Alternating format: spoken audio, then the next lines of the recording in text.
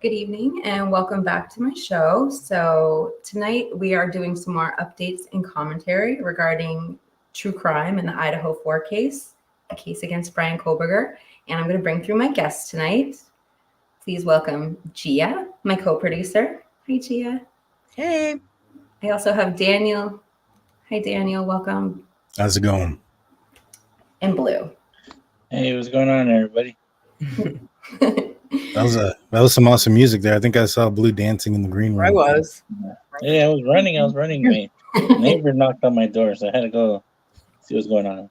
It's hard to sit down when that music plays. So I got an elderly dementia neighbor. Sometimes she likes to knock on the door, and especially right now the internet's down, so none of her stuff's working. So she'll bother me a couple times. Sorry. Well, thank God she has you. Somebody to answer the door when she knocks. So tonight we wanted to do some updates, and there's not a ton of new things going on with the Idaho4 case, but there are a few things for us to discuss. So what we were going to talk about is change of venue and this latest document. Hold on 1 second. Should I have that pulled up? I haven't seen this document, so this will be the first time that I see it. Just the one from May 31st? Oh, it's from May 31st? I thought it was... This is the one from May 31st, but I'm going to tie it into an article that I wanted to talk about. Okay, so in this document, this is talking about how I'm just going to read the last sentence. The stipulation made on the grounds that the defense expert, Dr. Edelman, is needing an additional 6 weeks to complete the surveys. The analysis of the data collected by his expert, a declaration. Counsel for Mr. Kohberger, along with counsel for the state, agreed that the defense disclosures will be filed on August 12th, and any reply to the defense will be filed by August 19th. And it doesn't look like we're going to be having a hearing until mid-August. So I thought this was an interesting topic because we recently did see another high-profile murder case that had death penalty involved, and it did have a change of venue, and that would be the Daybell case. Mm-hmm. You guys are familiar with that, right? I know it happened. I know the results and the verdict and that he was sentenced to the DP, but I don't know the case, the ins and outs of it, or what he's accused of. I think, isn't he with that Lori Valley? Yeah, he was accused of one, killing his first wife a couple weeks before he married Lori, and also killing her 2 children. Yeah, I've heard about it. I'm not like at all familiar whatsoever with it. It's one of those odd, like real religious things where somehow in their mind they thought that her children were zombies and they needed to unalive them, or it is a very sick thing. However. Yeah, sounds pretty. But he was sentenced to death, and then she had the death sentence taken off the table for her. Yeah, and I think what's interesting too is when we talk about, there was a really interesting thing in this case, which were sanctions. One of the sanctions that were placed on the prosecution, Gia, you were telling me, was removal of the DP. So I thought I'd read this article, and then I don't know, do you know what I'm referencing, right, Gia? Like why they removed it from her? Yeah. Okay. All right. Well, why don't I read this article and then you can break that down if you like. So, Boise, Idaho, Chad Daybell was sentenced to death for the murders of his wife and 2 of his second wife's children this weekend. But when and whether he will be executed remains wide open questions. It's typical for the appeals process in capital cases to go on for years, and they often reach the U.S. Supreme Court before an inmate is ultimately put to death. In Idaho, the imposition of the death sentence is followed by mandatory post-conviction review, and defendants are able to pursue an appeal after filing of the death warrant. In the meantime, the high-profile nature of the Daybell case and its looming capital trial of Bryan Kohberger, who's pleaded not guilty in the killings of the 4 University of Idaho college students, will bring a renewed attention to Idaho's death penalty, which is seldom used and attracted headlines earlier this year when officials halted their first execution attempt in more than a decade. Here's what we know about the death penalty in Idaho. Executions are uncommon. Executions are relatively rare in Idaho, according to the Death Penalty Information Center, which has carried out 3 executions since 1976, when the Supreme Court reinstated capital punishment. The first was in 1994, followed by 2 others in 2011 and 2012. To put this into context, Texas has put 580 inmates within that time frame to date, to death. By far the most of any state. In Oklahoma, which has carried out the highest number of executions per capita, it has 120. So only a handful of 27 states where the death penalty remains legal have carried out as few executions as Idaho. Kentucky, Montana, Pennsylvania have also each put to death 3 people since 1976. Kansas, Wyoming, and Oregon have executed even fewer, with 0, 1, and 2 executions respectively. Additionally, in Idaho's death row housing just 8 inmates prior to Daybell's sentence, according to the Idaho Department of Corrections. California, which should be noted, has a population more than 21 times the size of Idaho, has 638 condemned inmates, nearly 80 times the size of Idaho's death row. Officials recently halted an execution. Idaho officials attempted to carry out the state's first execution in 12 years several months ago. This is really bad. But they were forced to abort midway through the procedure, citing difficulties setting an intravenous line to deliver the fatal drugs to the lethal injection. That echoed difficulties seen in the executions of other states, including Alabama. Officials are similarly had to call off 2 executions in 2022 after authorities were unable to access the inmates' veins before their death warrants expired. The execution of Thomas Creech, scheduled in Idaho for February 28th, was unable to proceed after 8 failed attempts established via IV access. State Department of Corrections Director Josh Tewalt said at that time, the execution team encountered 2 different issues, and let me skip down here. Tewalt praised the medical team's willingness to halt the execution, telling reporters that the state's first objection is to carry this out with dignity, professionalism, and respect. Oh my God. And he disputed the suggestions and the execution was a failure. The department said the statement Creech warranted would expire while the state considered its next steps. So there are 2 execution methods. The decision to call off Creech's execution also raised questions about when and how the state would endeavor or to put an inmate to death in the future. Tewalt told reporters in the second attempt using lethal injection, Idaho's main method of execution would require the state to seek out new chemicals. While he expressed a high level of confidence the state could secure drugs, a number of states have struggled in recent years to obtain obtained after pharmaceutical companies began prohibiting the use of their products for this purpose. Idaho Governor Mike DeWine, for example, has repeatedly postponed executions, citing companies' unwillingness to sell the drugs necessary. Idaho recently legalized the second method of execution with an aim towards sidestepping this kind of supply problem. Last year, Governor Brad Little signed a new law allowing the Department of Corrections to use a firing squad if drugs aren't available. But as of late February, the state lacked the facilities needed to carry out this execution by firing squad, Tewalt said. In a message to the corrections staff, the director of his department has been willing to retrofit I don't know what that word is, execute chamber to accommodate the alternative method. Those initial efforts were unsuccessful because contractors who would have engaged in this type of work have expressed their unwillingness to work on projects related to executions, but efforts are ongoing. The director added instruction to the execution chamber that would prevent the state from being able to use it even for lethal injection until this work is completed. And I have a couple thoughts on that, but I just wanted to turn to you guys first. Did I leave? Oh, we lost Gia. So anyway, I guess I'll turn to you, Daniel, because you made a couple good points on the death penalty when I was on your panel the other day. So do you have any thoughts after reading that initially? Well, I mean, just kind of when you were reading through it and they're talking about the issues that they had getting medicine, that's the reason why they had done the firing squad. I didn't know that they were having issues getting people who were willing to do the executions or stuff like that. I feel that that's probably going to be an issue regardless.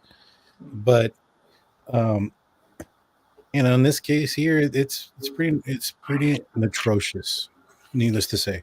And so the degree of how bad this crime was committed, the severity of the manner in which they passed, the entire thing, the impact on not just the victims and their families, but in the neighborhoods, those that were afraid to go out, things like that.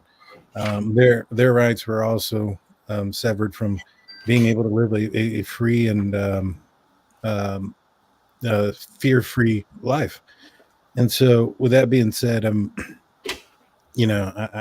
gonna. I don't know if they're gonna do it or not. If they do, I live in Texas, and so I'm not opposed to it. And if it's fire squad or if it's through the vein, if they do it humanely, I think that's the only thing that matters. Yeah. How about you, Blue? What are your thoughts? Yeah, I think one of the reasons why a lot of the states weren't using the lethal injection anymore is because the chemical mixture that they were using, it wasn't completely like making them numb in the beginning, so they would feel a lot of burning, and they would caught like in agony for a while before they passed away. So I believe if you killed somebody and you did it intentionally, then you're gonna suffer like they suffered, But it's a moral, Yeah. What's the quickest way? And they said the firing squad's quicker and it's more humane, and just do that.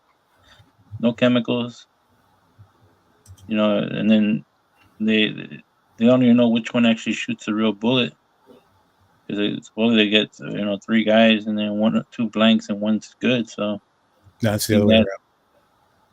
It's like I think I read it was like 4 or 5, something like that, and everybody has a live round except one.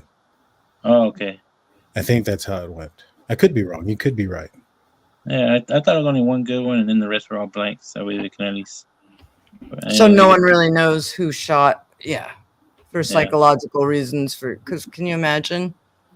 Mm-hmm. Yeah, I wasn't. There's no joking matter, but I was gonna say, they got the good nurse locked up. I'm pretty sure he loved to put some IVs into people. Yeah. I saw that on Netflix. I know. Yeah. Mm-hmm. Oh yeah. I'm sure there are plenty of people that would enjoy it. Yeah. And to find somebody, there's people that they might find that maybe if it's pain matter, probably that might be it also. But there's some sick people out there that would love to do it. People that wouldn't, but to admit that out to the world, I don't know. It's a little rough. But exactly. The other thing I was going to ask y'all, this ain't sort of part of this topic, but not on this topic, because we're talking about the death penalty. There's a case that I just saw here locally where it was a drunk driver going like 90 miles per hour and plowed into an Uber with I think 5 people, 4 passed away, and the mom thinks it's a slap in the face because I think the district attorney is trying to give him 50 years, and his attorneys are asking for 10 years. Oh my God! Wow. Yeah, the suspended license and priors, and imagine him only getting 10 years. No. Mm-hmm. That's what really burns you too, when they have priors and suspended licenses, and it's like, why does it have to end in death before anything really happens to them, or but true. But, as far as I'm concerned, a car is a deadly weapon, and so if you're operating a deadly weapon irresponsibly and it kills somebody, there is a price to society you have to pay. I would feel that. And Blue, I didn't necessarily, I had a whole another article on death penalty, but I didn't realize that was one of the reasons why they stopped using the drugs, is because there was that burning sensation. Because what came to my mind when you were talking is cruel and unusual punishment. That's Yeah. one of our, things that we're protected from in our Constitution is cruel and unusual punishment, and that is exactly what that sounds like. So, and then Daniel, you had said something on your live stream when I was on there, which is one of the reasons why they might seek the changing venue to Boise, the defense, aside from the fact that they think a population further away might receive the case better, is because the voting population in Boise might be different and might be less apt to invoke the death penalty. Right. Yeah. I mean, it's no secret. Cities are typically more liberal, and rural areas are more conservative spots. So, I would assume that those that are that can be jurors in the city of Moscow that live there, that reside there, own property there, those guys are probably in the rural mindset of things, and you probably want to take this where you have a better chance of at least getting a jury who's not so keen to it. You know what I'm saying? I mean, it doesn't mean that you're going to get 12 people that you're going to find somebody that doesn't want it. I just think that there's a higher possibility of finding jurors who are less for the death penalty in a bigger city than you'd find it in a rural area. Mm-hmm. Let me ask this, Daniel, because this is, you probably know, and I'm just thinking, gosh, I don't know. So when the jury convicts, it's the jury also that decides the sentencing, or does the judge decide the sentencing? I don't. I'm just, yeah, because I'm like, would they put that on jurors to decide that someone gets sentenced to death, or is that like if the state asks for the death penalty, does sentencing then default to the judge once the jury convicts? I don't know. I think that if they're asking for the death penalty as a juror, that if you find this guy guilty, he's going to die. Mm-hmm. So that's something that you have to overcome. I think a lot of people, was it Casey Anthony who they threw the death penalty on or something like that, and they think and felt that may have been a reason why she was found not guilty. Right, because they didn't want to do that. Yeah, I could see that. So just even based on the comments in the chat, you can tell. And it's probably a very unpopular opinion for someone to say, like, I do believe in the death penalty, or I believe in certain cases. But I think psychologically that's hard for a lot of people to wrap their arms around, even if they know someone's guilty and did this horrible unaliving to these 4 beautiful kids. And, it's kind of hard to you almost would have to compartmentalize that, and that's not easy for people to do. Right. So that's really interesting when I hear you guys saying that, because I definitely thought that by moving it to Boise, if they did take the DP off the table, it seems like that would be easier to get a conviction. I mean, obviously there's so much it's not supposed to be a factor when they're picking their jurors, but when you're weighing somebody's life in their hand, you can't help but. I think it is a factor when you're picking the jurors in a death penalty case. So you have to be able to, you can't, like, if you're opposed to it, I don't think you can be on the jury. Like I don't think you can have, I think you can have like a no opinion about it. But I think if you're absolutely against it, I don't think you'd qualify if it's a death penalty case. Right, because then you know where the vote's going to go. Right. It's one of those things where when they do jury selection, they ask you straight up, if this case goes the death penalty, is that something you'd be agreeing upon? If you say no, the prosecution ain't gonna want you as a juror. Maybe the defense team might, but that's why they have a selection, and they choose so many, and then they filter them out to try to get the best outcome either way. Sure. The defense gets their choice, and the prosecution gets their choice. They fight it out to the end. And everybody gets so many strikes, and it's like if you watch I really like the way they explained it in the Lincoln Lawyer, the show on Netflix. They explained the way that he tried to manipulate the jury pool by choosing people that had certain tendencies, characteristics. Yeah, I definitely agree with that. That's just called strategy, right? Yeah. You know, you always want to win. You want to pick the best players on the dodgeball team. You know, that's why somebody's always getting picked last. It's not the best. Usually me. Me too. Blue, you said something when you were talking about Earth earlier, lethal injection, and something that I was reading in that article. One of the reasons for the unsuccessful execution is they were unable to find a vein to put intravenously. So I have said before, I'm a phlebotomist. I've never actually been employed as a phlebotomist, but I've been through all the training. I've done all the 180 hours of lab work. And one thing I learned when I was doing my clinicals is they would bring in percentages of the population from the rehab center who were intravenous drug users. And it was the most challenging thing for us to find these people's veins. I mean, sometimes we'd have to turn off all the lights and get these special infrared devices to look through it was terrible. We'd be in emergency situations in the ER trying to find veins, and we couldn't. Well, here's the thing. There's also another formal way to give IV fluids other than veins. It's, you know, they do osteo. It's a drill that goes right into your through your arm and goes into your bone, and they hook you up. And it's terrible. It's painless. I mean, there's a bunch of videos online where they have the military guys doing it as practice, because if you have no arms to hook up IVs to, you do osteo IVs. You know, you drill into their bones in their arms or legs, and you give them fluids. It goes straight to the marrow. So that's interesting. There's ways to get IVs into people. You know, if you can't find the arms, you go for the carotid arteries, and it's just probably the nurse probably had a couple failed attempts in the arms and didn't want to do it no more because it's nerve wracking.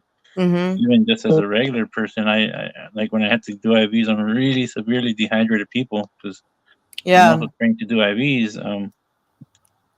They sometimes, you know, I'll start them for a minute or a second and they blow. One after another, just because they can't, you know, hold the fluids. The veins are weak and compromised. So, you know, it all varies on how comfortable they are. And there's forms of way. I mean, and I always say that, why does it have to be injection? I mean, there's other more, I guess, humane ways. You know, there's gases. You put them to sleep and they fall asleep and never wake up. That's pretty humane. Agreed. You know, it's not burning. It's just they're breathing like they think they're breathing oxygen. And but you know, we have a lot of guidelines and stuff that we have to follow. And you know, there's a lot of other drugs out there that they can use. I mean, you see most people that pass away from fentanyl exposure, they were exposed to a tiny little dose of that drug. Why can't they use it for lethal injections? I mean, it just needs a small little dose, and most of the time it's skin contact. Well, Blue, if you ever find me dehydrated and you can't find a vein and you have to drill into my bones, just let me go. Just let me go. Or put me under first, please. I mean, really. That sounds you know what else I was wondering when they were talking about that with not being able to find the veins, but it almost seems like, do they need to get a warrant in order to take your blood or to give you fluids? And so they're saying is they couldn't get that in time before the death warrant expired, right? Does that probably. Daniel, do you know about that? Yeah. About what? Just saying, like, they were saying they had trouble before the death warrant expired in getting access to the vein, and access not just physical, but access meaning, did they need a warrant to get to the vein? And like, if they don't get the warrant before the death thing expires, is that also a reason, not just physical access to the vein? It sounds like it, but I'd be speculating, to be honest. I am. I'm speculating. I have a copy of the death warrant, actually, I bring up, but I'll pull that up. But I wanted to finish one little thought on what you were saying, Blue, about them not being able to find a vein. When I used to do these emergency situations where we'd have to find veins, I mean, sometimes it was super critical because people would, there were super critical reasons why we had to get the blood and for these IV users. And what the people who trained me told me is that eventually your body tries to protect itself from the harm that you're causing from it. So your body literally hides its veins from you. So like when you get vasodilated, yes. Even when you're getting into shock and starting to pass away, you start dilating just to, Try to speed things up. well, slow things down so they won't have to pump as hard. I just want to ask, did you pass your test, Blue? Yeah, I passed it. Congratulations. First time too. Congratulations. I'm glad you didn't say no. That would be embarrassing. God. Kiki would be like, I'm sorry. But congratulations. Congratulations. So Thank we're you, actually yeah. guilty. And I was going to bring up this article because I did have some more information on the death penalty in the state of Idaho. Let's see. So if and Gia, we had been talking about the appeals process too, and how many levels to appeal there are. But if there's only a couple of informative parts to this, I'm not going to read the whole thing. But here down here it says, so capital punishment has been legal in Idaho since its territorial days in 1864. Over a century later, the U.S. Supreme Court invalidated all existing death penalty laws in the 1972 case of Furman versus Georgia. And that case temporarily halted executions as well as until 1976. In that period, Idaho executed 26 people according to the Death Penalty Information Center. State lawmakers here adopted a new capital punishment law in 1976, roughly a year after its what? Oh no, I was 1973. Oh, yeah. That's all right. I've got like my phone. Yeah, I should just turn my phone over. It's like blowing up next to me. So Idaho won't execute another inmate. It's Discord. Inmate after the temporary mandatorium in 1994 when a prison officials killed convicted murderer Keith Wells via lethal injection.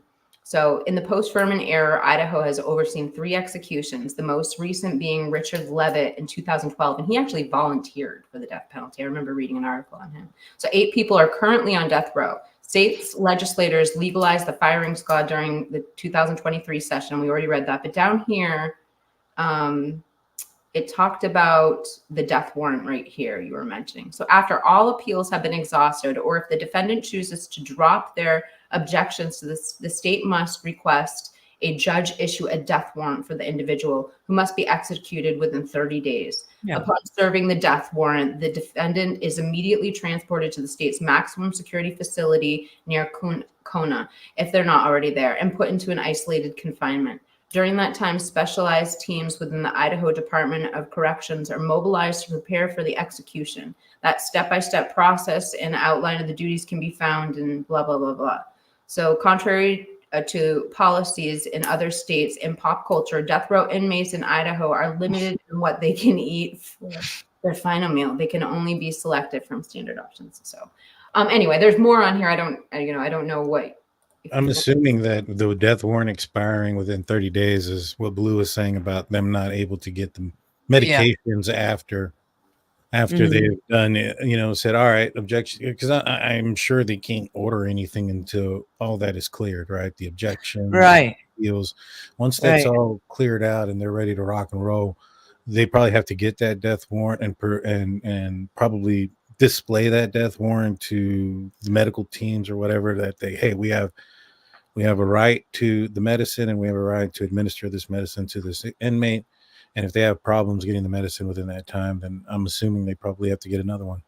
That's what I'm thinking. Yeah, like if you have a 30-day death warrant, chances are they're going to be executed probably on day 30. So as they get set up for that and whoever can't get access to the veins and then midnight hits and you're still not getting access, then it expires and you have to stop. That's what you're saying. Yeah, and then get a whole nother one and start it all over again. That makes sense. My understanding, if that's what you're saying. Yeah. Yeah. It's possible, but I don't know the rules and the circumstances in that case. I would have to look at it. Yeah. Oh, I'm not speaking in reference to that case. I'm speaking in general. general. When it Yeah. when it I get it. expires, it's probably because they can't get the medicine. Right, that too, yeah. I'm just reading some of these comments. Kaylee Feeling has been very clear on their adjudication. Is that Adjudication. adjudication? Do they not get the justice they seek because of the games? Bill Thompson's does not believe in the death penalty, and in fact has pled down several times. I mean, I don't think they're going to plead down. I don't think there's going to be any pleas. You know, in order to plead down off the death penalty, you have to have somebody willing to also accept that plea. And so if you don't accept the plea, then that's where we're going. Yeah, and going back to the Lori Vallow, Chad Daybell case, right?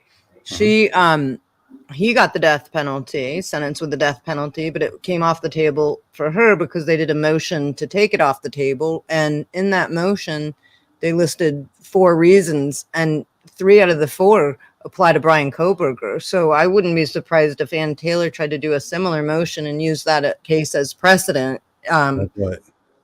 What were they? Like I wrote them down in this article. what did you say? One of them was prosecutorial misconduct. Well, one was obviously like sensationalism of the case, right? Like media attention and saturation. The other one was discovery deadlines violation by the government. Mm-hmm. The third was her mental health, which that one doesn't apply to Bryan. And then the fourth one was hold on,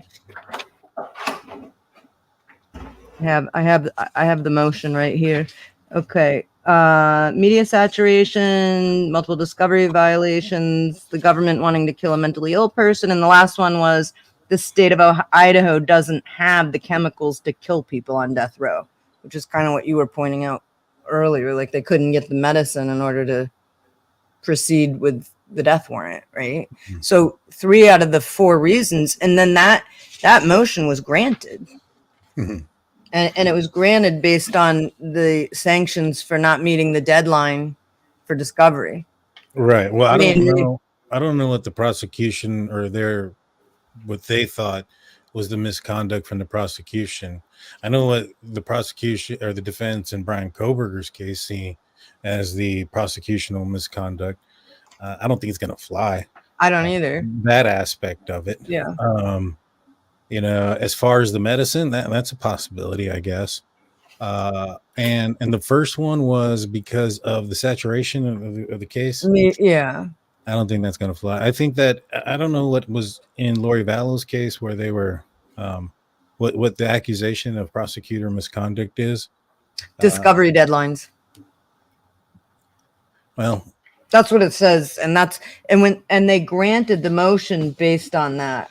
The discovery did I'm not familiar with the case at all, but was the prosecutions, did they have their deadlines extended?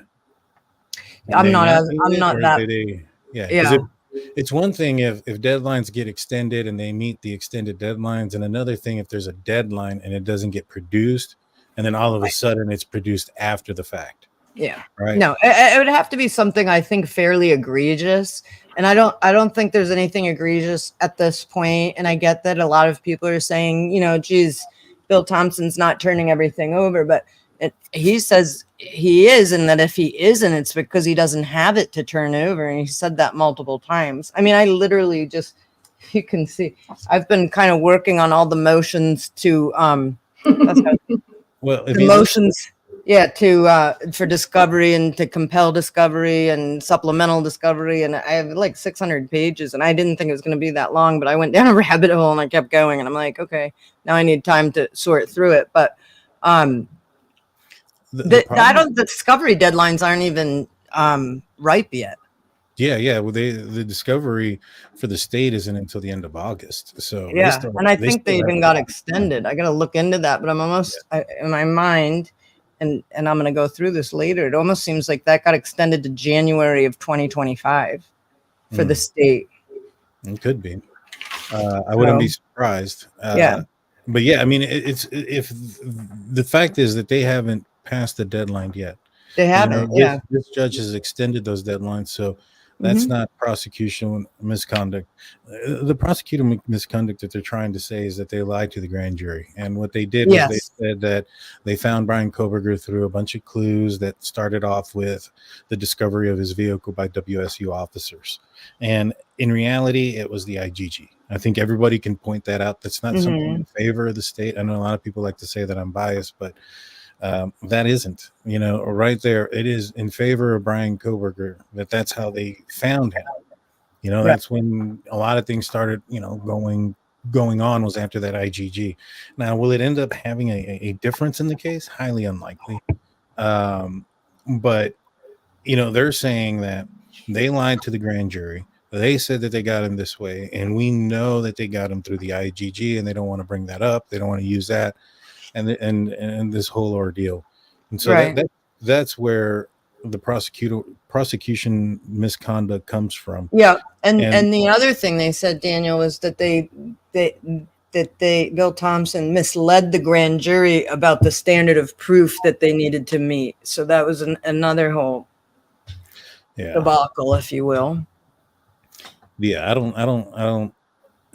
don't see that here. And then even Ann Taylor, when she was talking to one of the, I think one of the police officers, it may have been Payne, and they were referencing where the videos that she's looking for. And she said, is it in that green thumb drive at the police station without any inventory? And he said, basically, yeah. So she knows where it's at. It's amongst probably 51 terabytes worth of information. Right. Yeah. So she got to go find it. And she even says, she's asking the court to order the police and prosecution to go and find it and inventory it. And then she's like, well, I'll do it, but you have to order me to do it, which it's her job. They're paying her a crap ton of money to do this. You know what I mean? She's getting paid extra because she's not taking on any other cases either. This is her sole case, if I'm not mistaken. I would think it would have to be, right? Yeah. And so, and that's why when I say that, Bryan Kohberger got fortunate enough to have the state buy him a private attorney is not that she's a private attorney. It's that she's not working for anybody else during this time. Her whole focus is just on this case. And, shoot, go out there and get the evidence. I mean, the state did it. They had to find it. They did it in 7 weeks or whatever it was so that they could arrest him. It's been almost 2 years now.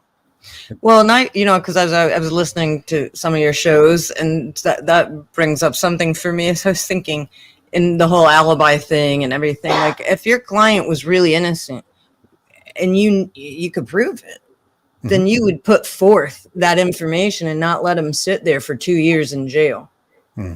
Right? Because I would hope my attorney would do that for me. If I was like, look, I know I'm innocent and I have this person that can place me here, and I have that would be his ticket out. So clearly they don't have that. If he was innocent and he knew it and they had proof, I would have been singing out that door. I'm done. Like, get me out of here. And the law enforcement probably, if you presented something that it was a clear-cut alibi, they don't want to just go after Bryan Kohberger. They're trying to find the person who committed this crime. So if they could be shown it wasn't him, then they're going to pivot and look elsewhere, right? Or they're going to look further down their suspect list. But law enforcement is very convinced they have the right person. Oh, yeah. And not to mention this, too. And I'll ask you this, guys. When it comes to Cy because a lot of people are like, oh, he said exculpatory evidence. He also said that he has the right to change his mind. Now, if they had exculpatory evidence, that means that they have something that proves it wasn't him. So if they have him at Wawawai Park at 4:20 or at 4:10 or at any of those times during the murder, why would he have to? What would it matter about the other points that the prosecution gives that would make him believe that he can change his mind later? Bingo. And, when I was listening to him talk, I think people heard the word exculpatory and they immediately were like, oh, he's for the defense. In my opinion, what he was saying was, look, I've gotten a really small piece of this pie to look at and dissect. And of that bits, right? 1 month out of the 6 and all of these other things. If I was just given that and that's all I was ever going to be given at this point, it seems exculpatory. And however, there's so much more I need to look at. And he wanted to be very clear that he reserves the right, as you said, to change his mind later. And I think when I was listening to your show and watching that, what I think is he knows once he gets everything that he needs to look at, he's confident that his data and his opinion or his results are going to be either the guilt or the innocence of Bryan Kohberger. It's going to be one way or another. And I think he kind of really made that point. Like, don't think I'm saying exculpatory. At the end, it could very well put the nail in Bryan Kohberger's coffin, so to speak. You know? Right, exactly. And like I said, if he knows where he was at during the murders, there is no reason why the rest of those pings could change his mind later. There's nothing that it could say. There's nothing that those things could say at 3 o'clock, at 2:30, at 5:40. Nothing if he knows where he's at between 4 and 4:30. Right. And so for somebody to come out and said, you know, I spoke with him and he told me that he knows exactly where Bryan Kohberger was during the murders, I think that's a bold-faced lie, because if he knows exactly where he was at during the murders, he wouldn't specifically say that I have the right to change my mind later and all these other things. And so he doesn't know. But I think what he's saying is, when I get to the end of this and I have everything, and I'm going to get everything, I just haven't had a chance to look at it all, I will be able to tell you. Well, what is he missing? So he's missing test drives. I don't think he's missing it. He hasn't had a chance to look at it. He might be missing it. He's missing the test drive between Moscow and Pullman. He even said, if there's ever a case you want between Pullman and Moscow, this is the one. Yeah. And then he wants the test drive from inside the house, from starting inside the house. The problem with that is, how are you going to compare the test drive to Bryan Kohberger's phone being off during that time? So there's nothing to compare. How, you know, by him saying we want to know how the phone moves inside the house, the prosecution never said he took the phone inside the house while it was connected to the towers. So why would they want, like, if they don't have any proof that phone was ever connected to the towers inside the house, why are they going to do a test drive from inside the house? Now, what he did say was there was test drives from around the area, from nearby, and that makes sense, because you want to be able to get it from that area, because we know that, hey, if he left that area, it would have taken him X amount of time to get to this area, X amount of time to get to that area, and yada, yada, yada. But if they don't know how his phone would have acted inside the house, and they don't have his phone acting up inside the house, so it doesn't make any sense. And even if they did the test drive between Pullman and Moscow, where are they going to compare it to if he didn't have his phone on during that time, if his phone lost connection in Pullman? So I don't understand that, how that alone, or how that also is equal to exculpatory. He also said that the issues that were there, that he thought are there, or that he thinks are there, are fixable. And, you know, it's not like you can fix this before the trial starts, even if it is wrong. And the last thing he said was that there is a way, if you put the cast viz in default, that all you have to do is enter the CDRs, and you don't have to enter any of the other stuff that he was asking for, and it'll give him an accurate layout and map, which is exactly what Detective Maury testified to, that he put it in default mode. It was already in default, that the only thing that he changed, because it was in default mode, was from, I guess, Pacific, or from Eastern to Pacific Standard Time. So yeah, it's just like, to me, when I heard it, and you know, the first time, and they throw the word exculpatory around, and then I heard it again when they said that they didn't have video of Bryan Kohberger leaving Moscow on I-95, and then I went and looked up the actual places in which where those businesses were, and there's a completely other route that goes significantly around that area and puts you back on I-95 around the area where Bryan Kohberger is suspected to turn his phone off or turn it back on. And during that route, There is not one camera. And so for, Payne, when they asked him, did you find any footage? And he said, we didn't find any footage.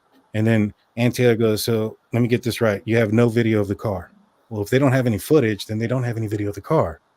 The answer is yes. But it's just, I always say, to a hammer, everything's a nail.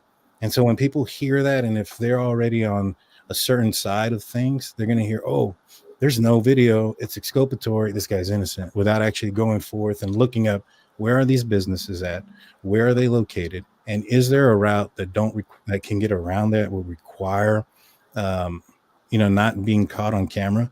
And the thing is, when I read the PCA, it didn't say that he had turned down to 95 and went out. It said that when he gets picked up back out, he's near Genesee on I-95, and it says that there's possible routes that are going to this area, right? So that told me at that time, I felt that whoever this person was probably didn't turn left and head towards I-95 because there were cameras there on the traffic control devices. Mhm.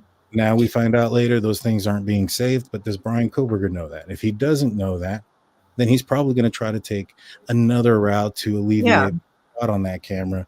And so I would have, if I committed this crime, gone the route that he went in also, which don't get caught on cameras. It's in the rule. And it's like you said on your show, it's like clearly that was planned because somebody knew that route didn't have cameras and knew the other way, which would be more direct, had multiple cameras, right? So, and Bryan Kohberger's a smart guy if it's him, right? So, or whoever it was, I believe knew that, probably had taken that route before, knew where cameras were, and he was also very skilled in IT and security cameras, and he knew that kind of stuff. And so it wouldn't surprise me that he could even hack in and watch these cameras live, right? And then plan his route. Well, what kind of person could do that? What kind of person could plan a route that doesn't go in front of any of these major cameras? It'd have to be somebody who is, who is planning this out, every detail. That's not a symptom or a result of somebody on roids, right? Yeah. They're going to miss all these cameras. They're going to sneak around, sneak into the house. No, they're going to go in. They're going to break things, yell and punch, the whole 9 yards, right? I've seen victims of roid rage before. Yeah, and they're going to go like bad out of hell, the quickest route out of town. Exactly. And, same thing goes for a love struck, young guy, Jack Decor, whose girlfriend is leaving and such, right? Those aren't typical things you see in those type of cases. When you see somebody who doesn't get caught on camera very much, you see, you know that there's audio 50 feet away, and you don't hear the sounds of emotion coming from the killer. Right. You don't hear rage. You don't hear anger. You don't hear any of those things that would be associated with somebody who is upset, mad, and losing their mind. Yeah, right? Very methodical. Very much so. So this starts to paint a picture of the kind of person that you're dealing with. And it starts to answer the question why, which is, I think, is what everybody's been trying to answer. And that's why when they look at the Jack Decors and they say, oh, he's the X, that's the why. They look at the David Loach, oh, he's supposed to be got in a fight with Ethan, that's the why. Well, those things don't make sense with what evidence we know that's out there. What would make sense would be a BTK or a Golden State Killer type of person. Yeah, Ted Bundy. Exactly. And so that's what makes sense in this case. And that doesn't say that that's Bryan Kohberger. I'm just talking about whoever it was. Exactly. You don't hear those things. You don't see those things on camera.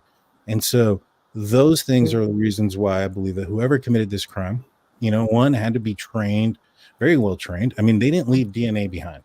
I know. That's crazy to me. Right. They left it on a sheath. And the reason we know they didn't leave DNA behind, because they wouldn't use the DNA on the sheath. If there was DNA under a fingernail or in a wound or something like that, they would have used that DNA. So for somebody to go through that much planning to not leave DNA behind, who had close contact with these individuals, whoever committed this crime, whether it was Bryan Kohberger or not, they had to have been very close to their victims to have stabbed them and stabbed them as excessively as they did. And so for that person to not leave DNA behind, and we know that they had a limited time in there, because of the video of the vehicle leaving at a high rate of speed, we know there wasn't a cleanup. That tells you whoever went in there was specifically trained, in my opinion, to not leave DNA behind or whatnot, which would be something a forensic person would be trained in. Right. And also, like, to your point, if it was a crime of passion or roid rage or all of these other things, that person's sweating, they're not careful, and so this person, I think it kind of speaks to the psychological, right, where like someone who can pass a lie detector test, where they can be real they're not sweating, they're not doing it, they're very methodical, and you'd have to not leave DNA behind. I mean, I just Yeah, and I know that there's some people that say, well, that car wasn't there, nobody saw it, nobody saw Bryan Kohberger got out, but circumstantial evidence can be just as potent as direct evidence in video. You don't necessarily have to see something if you can apply common sense to it. For instance, if you went to sleep and it snowed while you slept and you woke up the next day, you didn't see that it snowed, but you can tell that it did. Right. You get what I'm saying? So that is where circumstantial comes in, and that's how that weight, where it's not just one thing or two things. You have multiple examples of circumstantial evidence in this case where it is definitely it's going to be, in my opinion, very difficult for the defense team. I agree. I didn't want to tell you, I actually have to get going, guys, but thank you. I did too. Nice to meet you, Gian. Nice seeing you again, Rose. I'll see you later, Daniel. Okay. See you later, bro. Thank you, Kiki, for having me on. And sorry I have to run. And Daniel, so great to meet you in person. I feel like I know you because I watch you all the time. But anyways, it was a pleasure. Oh, well, thank you. I appreciate you coming on and saying those things and inviting me on y'all's channel. Okay, I'll see you all soon. Thanks. Thank you. Love you. Talk to you tomorrow. So, well, I've just been listening to everything that you two were saying, and I was kind of just reading the things that are in the live chat right now. And I wanted to bring up something that I feel like keeps coming up in the chat, and I don't know if everybody knows exactly how to say it, but when Cy was on the stand, he very clearly said that he's basing all of these maps on the cast information and that the metadata information wasn't included. And people keep bringing up, I mean, I've started a ton of these, like people just saying things like, you can still call 911 when your phone is off. I bet the GPS data on your car computer does not disappear when you disconnect the battery. Just different things regarding. There wasn't any GPS on his car. His car was you can tell by the way that the vehicle in the stops that they have in Indiana, there is no infotainment center. It's the base model. It doesn't have any GPS. The little black box is very similar to like that records things, is very similar to like a police officer's body cam, where it's constantly recording, but it's not saving. It only saves a short amount of time. So once it feels that there's been a crash or an impact or things of that nature, and it sets it off, it saves, I think, a few minutes before then. If there is no collision or any of those things, all that gets lost and data's gone. Yeah. And I was pretty sure the car didn't have that. I mean, I know, like you're mentioning, there's some sort of black box. Usually when they have airbags, they have that recorder in there after a crash. It records like the 30 seconds before and 30 seconds after. Yeah. But on his phone, like as far as that's concerned, I remember Steve G saying in an interview in last October, he was really impressed by the casting system. But then after that, he added that he was impressed by the tilt of the phone. And at the time, I had started researching that, and there's a bunch of features within your phone, such as gyroscopes and magnetometers and different things. And they can tell, there's accelerometers in there, and it can tell how fast you're going. It can tell what direction you've turned. So almost even if it's not connecting to GPS, if you have a starting point, you can almost tell through the metadata where your phone has traveled. So I don't know, I guess where I don't understand this is how they actually, maybe that's what Cy is referring to, because we keep hearing in the trial how this is fixable, but they can't recreate the actual drive test because the house is gone. But I'm wondering how they would fix it, and it keeps coming up in the chat. And I'm wondering if it has something to do with the metadata, or if the metadata is something that can add to this. I just find it weird that the metadata is not included in this.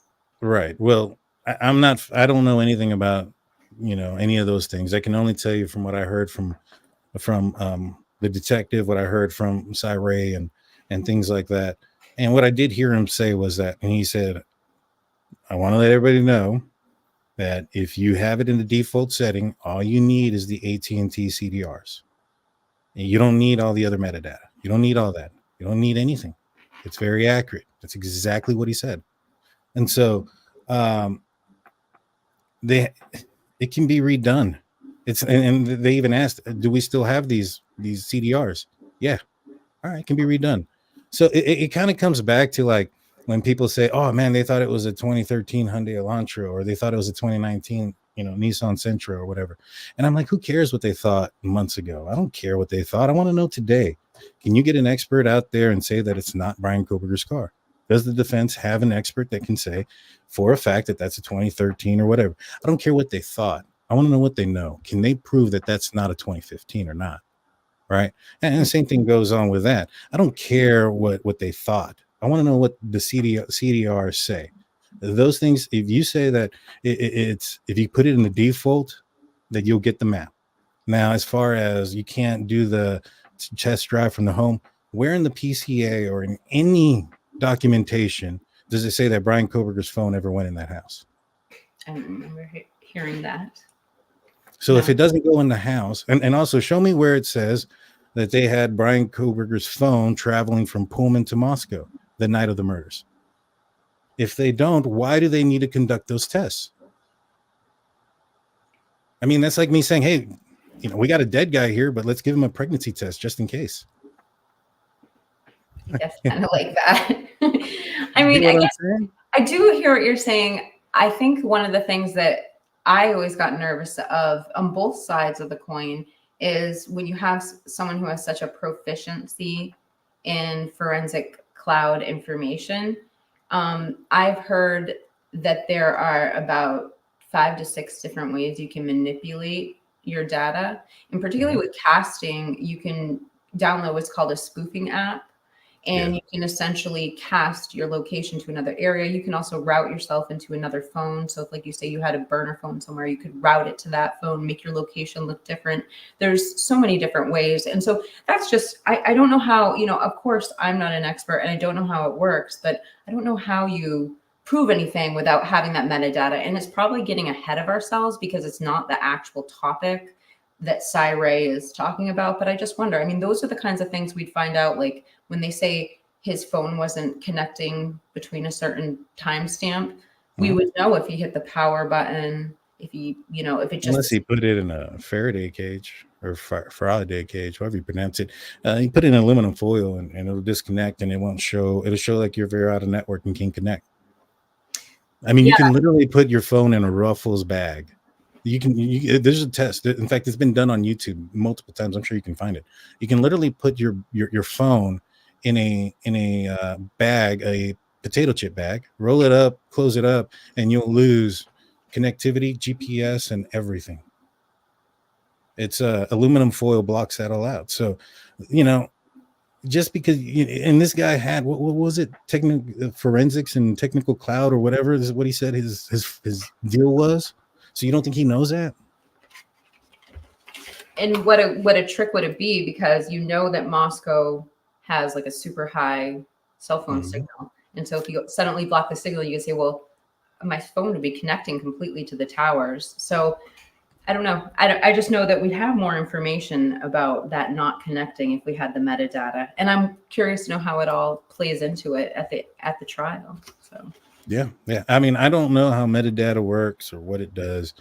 What I know is that the prosecution is claiming that Bryan Kohberger's phone wasn't connected to the network during a specific time, and that specific time was the murders, and that they know that when his phone did connect back, it was between Blaine and Genesee on I-95.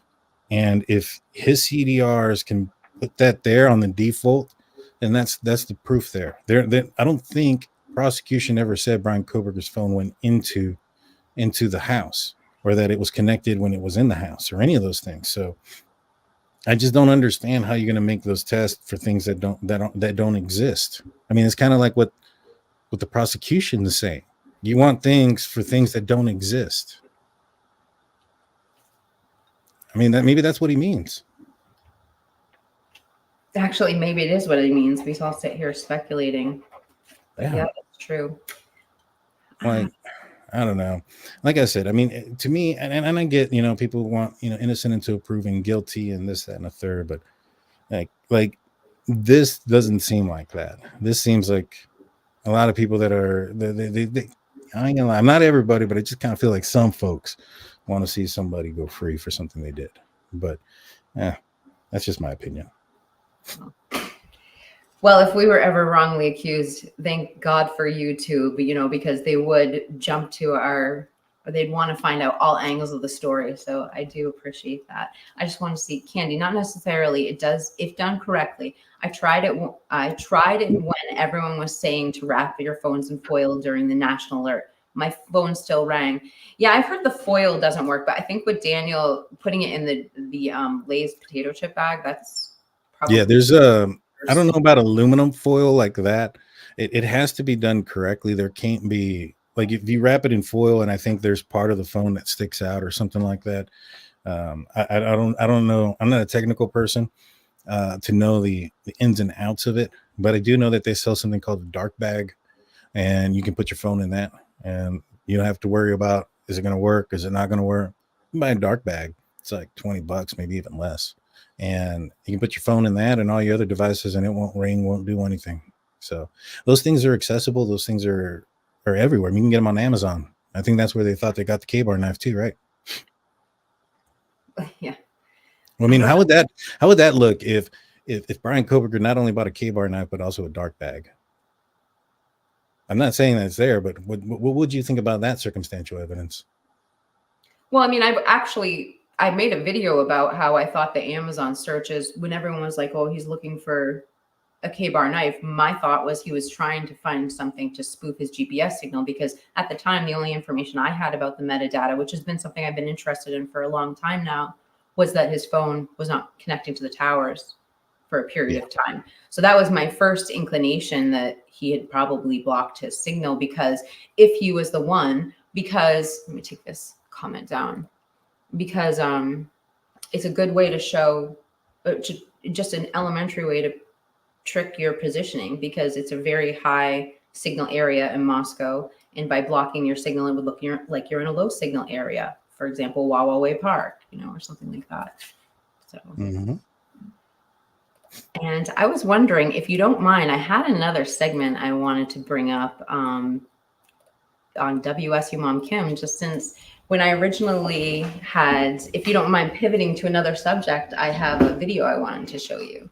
We can do that. I wanted to answer one thing though. I'd seen somewhere somebody said that they were on steroids and that they're a calm steroid user and this, that, and the third. Well, I'm not talking about calm steroid users. I'm talking about those that suffer from roid rage. So if you're going out and you're committing murders and stuff like that, but you're doing it calmly and you're admitting to it on YouTube, then maybe somebody should call the police on this dude. But if not, and you're just, you get mad and you get upset in your own thoughts, that's not roid rage, man. Everybody handles things differently. Roid rage is something like Chris Benoit, who killed himself and his family, with weights and he used the wires from his weightlifting stuff. So yeah, that's the rage we're talking about. And you have a situation here where it wasn't, somebody didn't go tag on a wall. Somebody took the life of 4 people. So it would take, if this was a rage related or roid related incident, then it would come with some rage. The only thing, and I've thought about too, when we talk about the different theories when it comes to roid rage or fraternity brothers, and it's like, my problem with that is there's so much little DNA out there. And I've heard one FBI expert on the record saying, in order to get this small amount of DNA, you have to bat, and the criminal has to bat at 1,000. What are the chances that more than one person could bat in 1,000, or a person who is on roid rage or in a psychotic break could bat 1,000 without leaving their own DNA there. So anyway, that's one of the doubts that I have when it comes to the Broyd rage theory too. Yeah. And one person did take 4 lives. There was a person in Australia that stabbed 18 people in 20 minutes, killed 6. 15 minutes of that was him running away from police. All of his victims weren't inebriated. It wasn't in the middle of the night while they were asleep. And it was in a lot less time per victim, if you look at it, significantly less time. So yeah, I am fairly positive that one person could kill all 4. Yeah,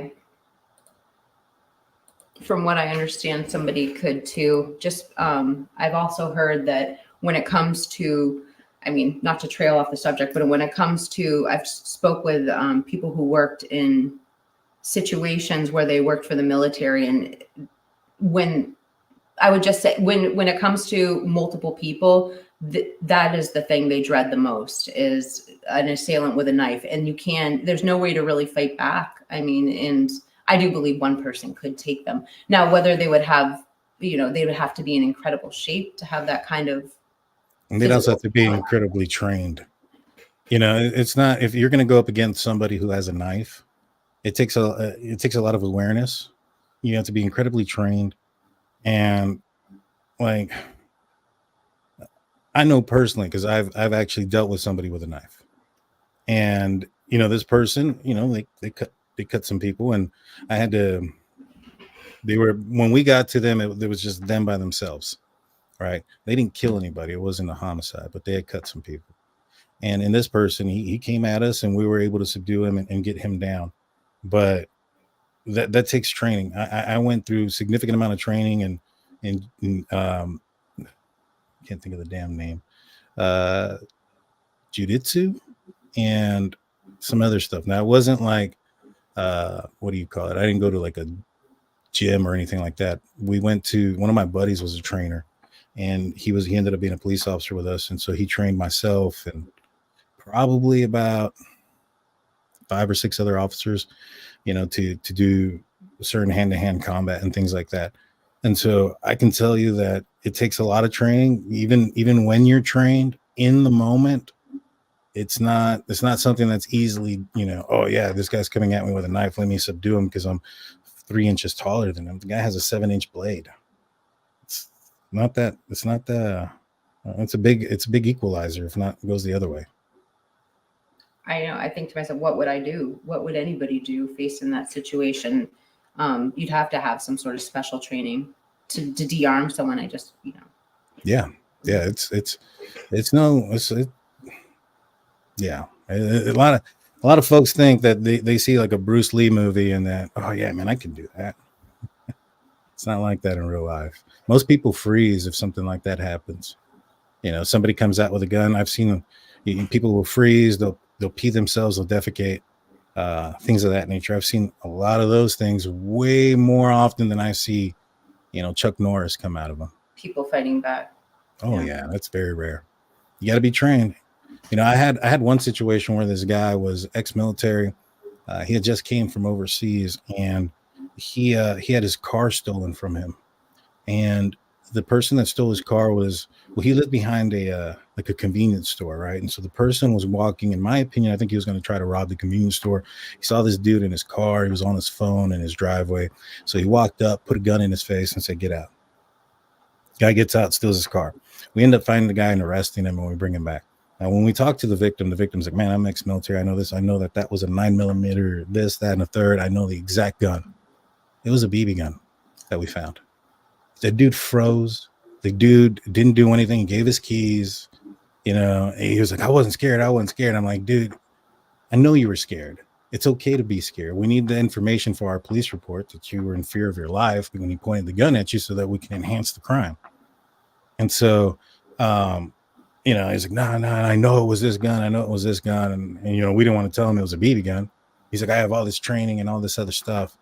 It was nighttime, and he may probably have been under the influence of alcohol, not to the point where he was inebriated or drunk or over the limit. But you can tell that he'd been drinking a little bit that night.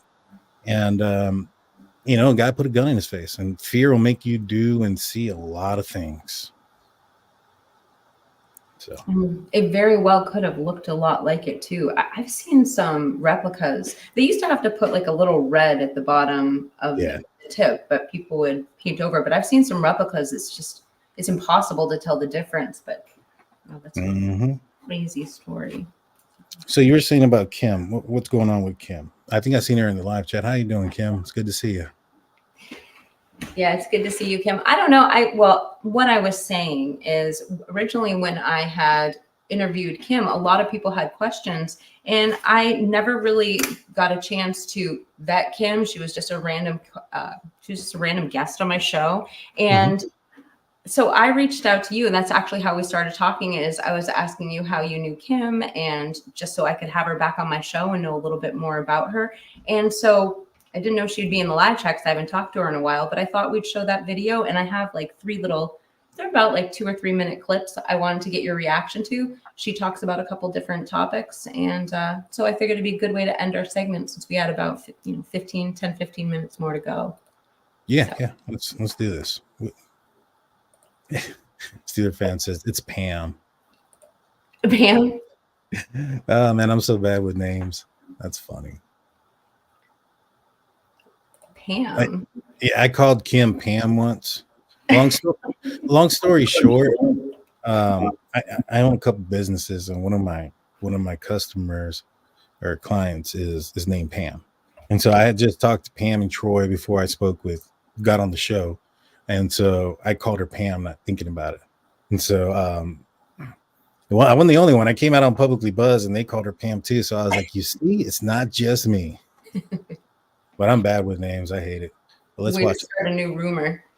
Oh, dude, it was a conspiracy across the world. I think people thought she was my wife. I was like, man, you're crazy. Not because like if anything like that, but like my wife's been on the show. Like you've seen her, you've heard her voice. Come on now, you know what I'm saying? So it's crazy. Yeah, I think you'd be a little more creative than your wife too. Yeah. All right, let me put this. So this first clip we're going to listen, it's just only 1.5 minutes, and then I'm going to skip forward because we kind of, all right. Body is interesting. What he's been saying is so close to the info that I was given early on, with the exception of Ethan. I've seen his stuff. Oh, sorry. Kim, thank you so much for coming on. It really Like, isn't. just like It's fine. I don't care. Nobody has to believe me. I know that I'm not lying and want to be wrong with a lot of the things I've known. And I've said it for, I feel like, the right reasons. Now, I should have done it differently, obviously. But I didn't. And that's just where we are. Right? That's just where, you learn, unfortunately, But at the end of the day, I think we all have the same goal. But it would be worse though if you took what you know and just kept it to yourself. I mean, I think it's, and that's true with everybody. I mean, that's why I think it's, just because we want to hear everything so that we can process everything and figure out what's the most plausible, what's possible. Right, and it was alarming to discover that time delay. Not that my daughter didn't tell me. I totally get it. I would have packed them up so lickety split they would have been home that day. Because we were there, it was Parents' Weekend, right? We had been told, and that's likely why they didn't tell us any of the parents at either school until later. Well, like right before they put out the shelter in place, and then like within 10 minutes it was gone, and it was, you're free to go, everybody's safe. I'm like, did they catch it? Like, and they didn't even they hadn't even caught him. They couldn't tell us who, why, what, where. They can only tell us nothing, and then. But they were safe. It was targeted, or the house was targeted. Which now it's. And I'm going to pause right there because the story that she's telling. I mean, I don't want to, obviously, I don't want to play Kim's whole interview, but just kind of telling the origins of what her story is. And for those who maybe don't know WSU Mom Kim who are watching, she has a story about her daughter's Snapchats the morning at 10 a.m. the morning of. November 13th, 2022. And I'm just I wouldn't say that. All right. So I have my interview with her recorded, and I think she's Kim's a great person. I don't think she's lying. But and it very well could have been Snapchat, but when Kim supposedly found this out, well, let me start off in the beginning. When I said I vetted Kim, maybe I used the wrong term. I probably should have said I verified who she was. All right. So she is who she says she is. Her name is Kim. She has a daughter and a son that both attended WSU. Her daughter had a friend who was dating a person who attended the University of Idaho. And so all those things ended up being true, and the way I figured and found those things out was, she'd contact me on the show and she talked and said some things. And I said, yeah, let's talk off air because some of the things are a little bit out there. And, she gave me a name of the athlete that her daughter's best friend was dating or is dating. I don't know if there still are or not. And she just gave me a first name, last initial, and she wasn't even sure about it. She gave me the name of her daughter and the name of her daughter's best friend. And so what I did was I went through the University of Idaho and I found a guy that I thought was the person that she was referring to. He fit what she had told me about him and the sports that he had played. And so I looked up him through his Facebook, which had been around since like 2014 or something like that. So it's not something new. And I found where he was in a relationship with somebody who had the same first name as the person that Kim stated that her daughter was friends with. Now, again, all I had was first names. I didn't even have last names at this point. And so I had Kim's last name because, well, she called the show and her last name came up on my caller ID. So I then went and I grabbed, I went through that person's friends list, and it didn't take very long, and pictures to find Kim's daughter. And I was like, all right. And I clicked on Kim's daughter's profile, and sure enough, guess who her mom is? And all these profiles were created and relationships were gotten into well before the murders, like years before. And so it's not like somebody created these fake profiles all of a sudden out of nowhere in 2022. I mean, some of them were as far dated back as like 2014 or 2016, 17, stuff like that is when they were created. And there's pictures there of family pictures throughout time with dates on them. So yeah, I have no doubt whatsoever that Kim is Kim. Her story, I don't know how much of it is accurate. And I think one of the things that Kim did in my interview, which I appreciated so much, is that when Kim talked about certain speculation, we really tried to nail down the terminology. Where is this word on the street?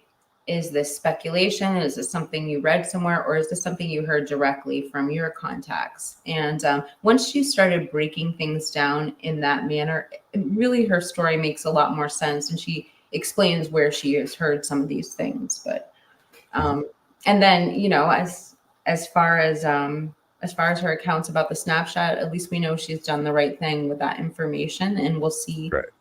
We'll right. see And I'm not saying that it's not true. I don't know.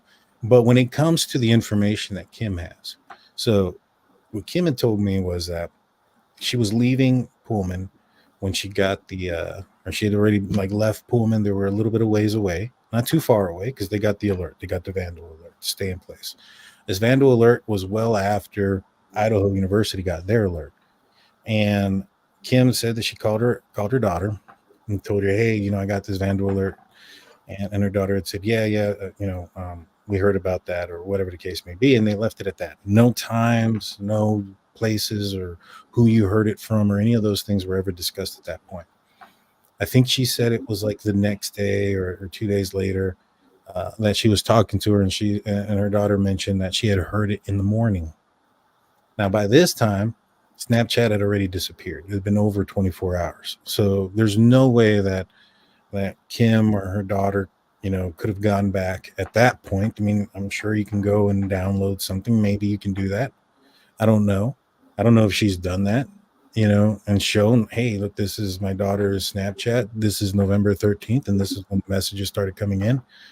I don't know if she's done that or not, but at that moment, I don't think they had access to that. I'm not sure, but if it was deleted, Kim would have had no knowledge exactly what time it was. And from what I understand and from what she told me, neither did her daughter. She said, I don't know, sometime in the morning. And then she kept pressuring her. And I think it was over the span of a day or so that her daughter said, I don't know, somewhere around 10:30.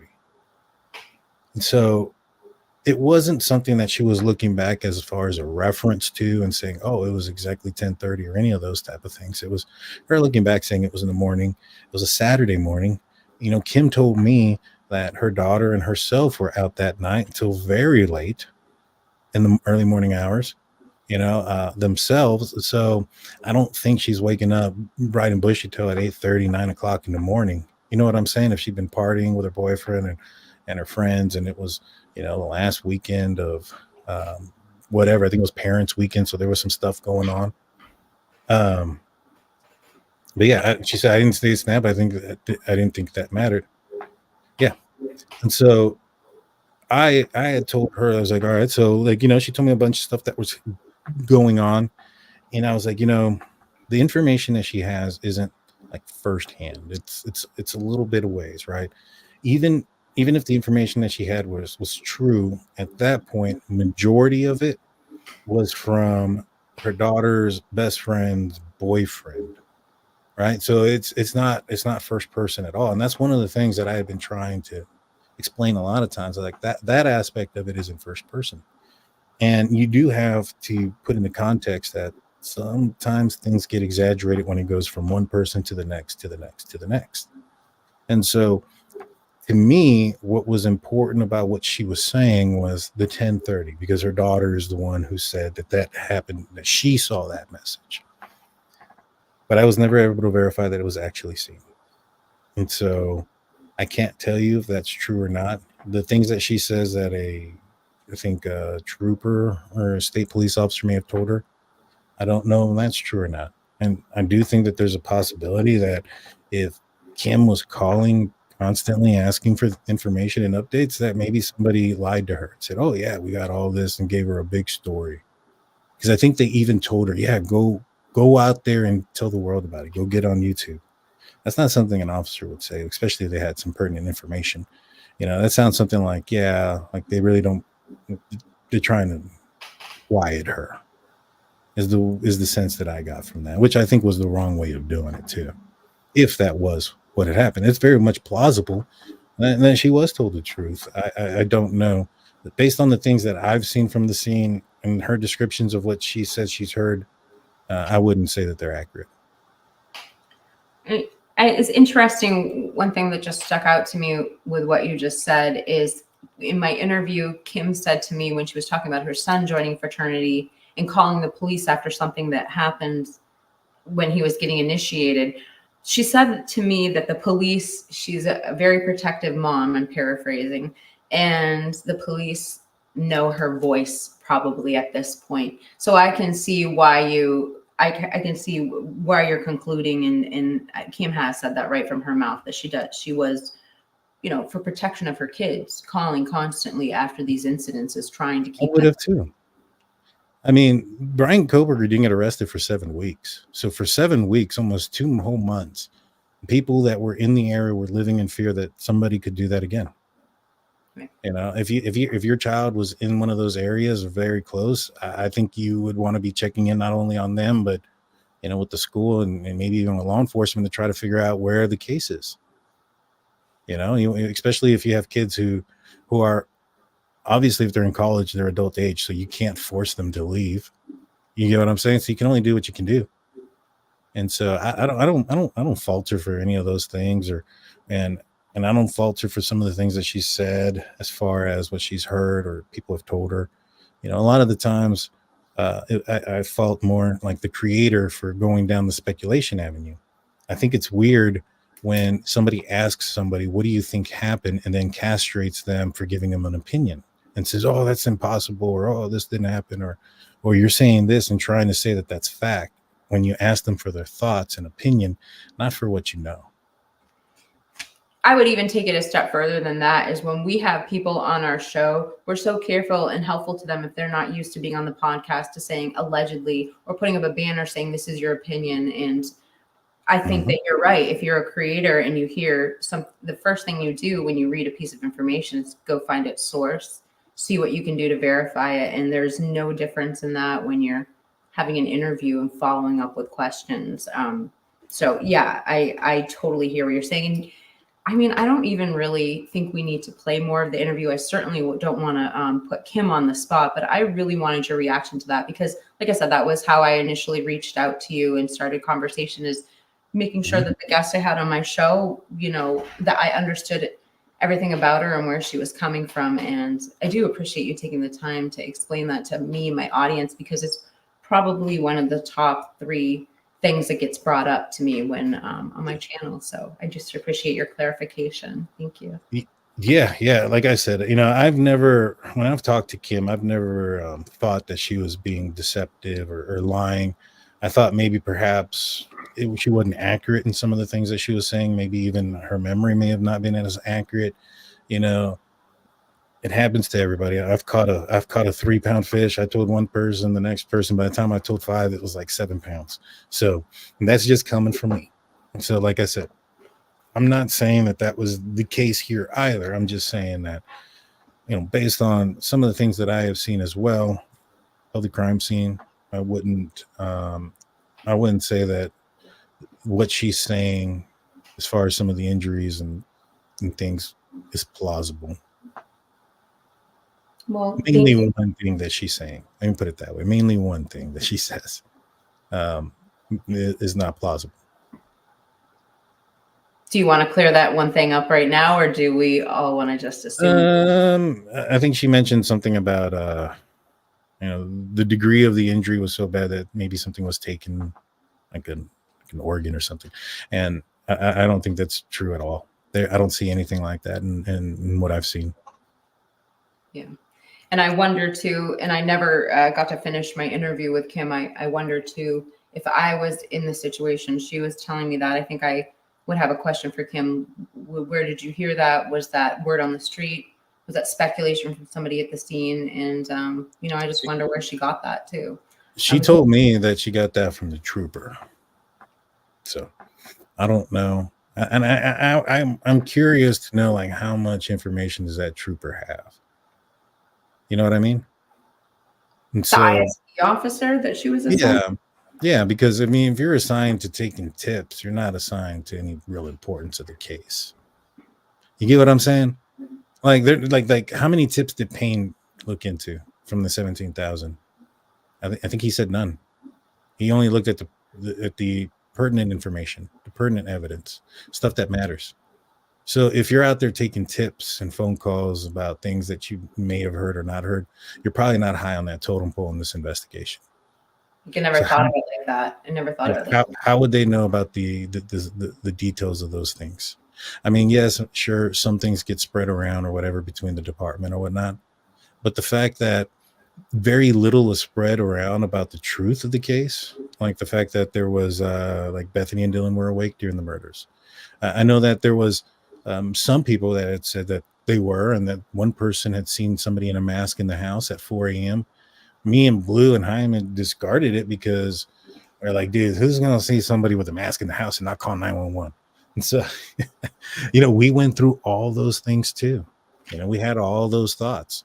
And, you know, we had to break it down and really think about it and put ourselves and talk to people who have been in those shoes, who have been in fear, who have been a victim of home invasions. You know, we had one person call us that said that she was a victim of 2 home invaders, and she ran and she hid in her closet with her phone in her hand while she was in the closet hiding.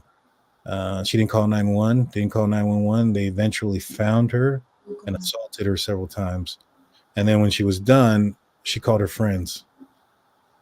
Or when they were done, then she called her friends. She didn't call police. Her friends called police. And so those things happen, and probably more often than you would think, especially with something like that traumatic. You know, going to a stranger and telling a stranger something you've never met before, something that traumatic, probably isn't the first thing that people are thinking when something happens. So they're probably calling mom, dad, friends, anybody that they trust. Right? And so just because Hunter Johnson's the first person that showed up doesn't mean necessarily that they're the first person they called to. They could have attempted to call their parents or family members or whoever. And you know, we got to remember this is 11 o'clock on a Saturday morning or Sunday morning after or noon after a Saturday night, a college town. I mean, you know, people drink, people party, people sleep late on Sundays.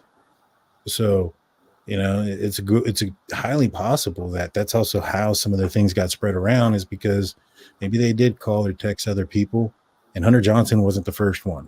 He was just the first one to arrive. You know what I mean?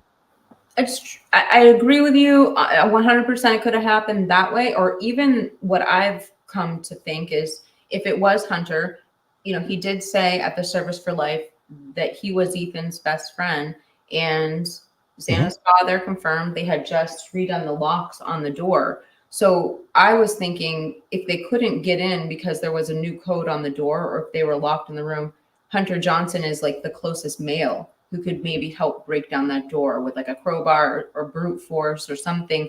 I just figured, since he was friends and he was close, to get through that room if they were the first people discovered. Right. Well, we're also assuming that Dylan or Bethany attempted to open that door. I'm not even sure they left their room until after Hunter got there. So, you know, they may have just called people because nobody's answering the phone and just don't want to leave their room.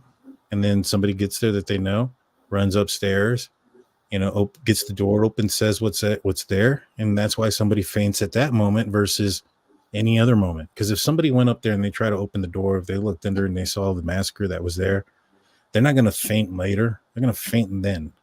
So if she fainted, which from what I heard she did, that part is accurate, that Bethany fainted, that's because that's the moment that what she feared became real. That moment would have happened already if she attempted to open that door. Right. The fact that it happened then tells me that she wasn't aware of the severity of everything until that moment. Now, could she have faked it? Maybe. I don't know. I'm sure that paramedics got there and checked her vitals and things of that nature to determine, you know, certain things, if it was real or not. Blue would be the person to ask that. But yeah, I mean, there's, like I said, that one lady who was assaulted when they broke into her home, like, she wouldn't have left her closet if it wasn't for the fact that they found her. That was horrifying. It's a horrifying story to hear. It is. And to hear, like, she was a call in and she spoke about it, and it was it was very sad, you know, and heartbreaking to hear what she had to go through. Yeah. Well, I'm glad there's people like you who chose to serve their communities and actually help people like that run towards danger instead of away from it. So we thank you for serving your community, Daniel. Thank you. So, and I've had such a good time. Thank you so much for showing up to our live stream today. Thank you for bringing Blue with you. That was a really nice treat to have him on panel tonight. Thank you. No problem. Richie Rich asked, where did I hear or read that Bethany fainted? I believe it was Steve that said that. And Banfield came out and said it too. So, I don't know. Take that for what it is. From what I understand, it's very true. From what I understand is that Bethany was the one that was like in super shock. Like, she couldn't talk. She couldn't say anything. And Dylan was trying to be helpful, but was speaking gibberish at first. Like, they were just in so much trauma. It took them a while to be able to talk about what happened. But I do know that by the end of the first day, by the end of November 13th, by about 10 o'clock at night, that police knew the information that was in the probable cause, that there was somebody in the house with a mask, 4 a.m., noises, things like that.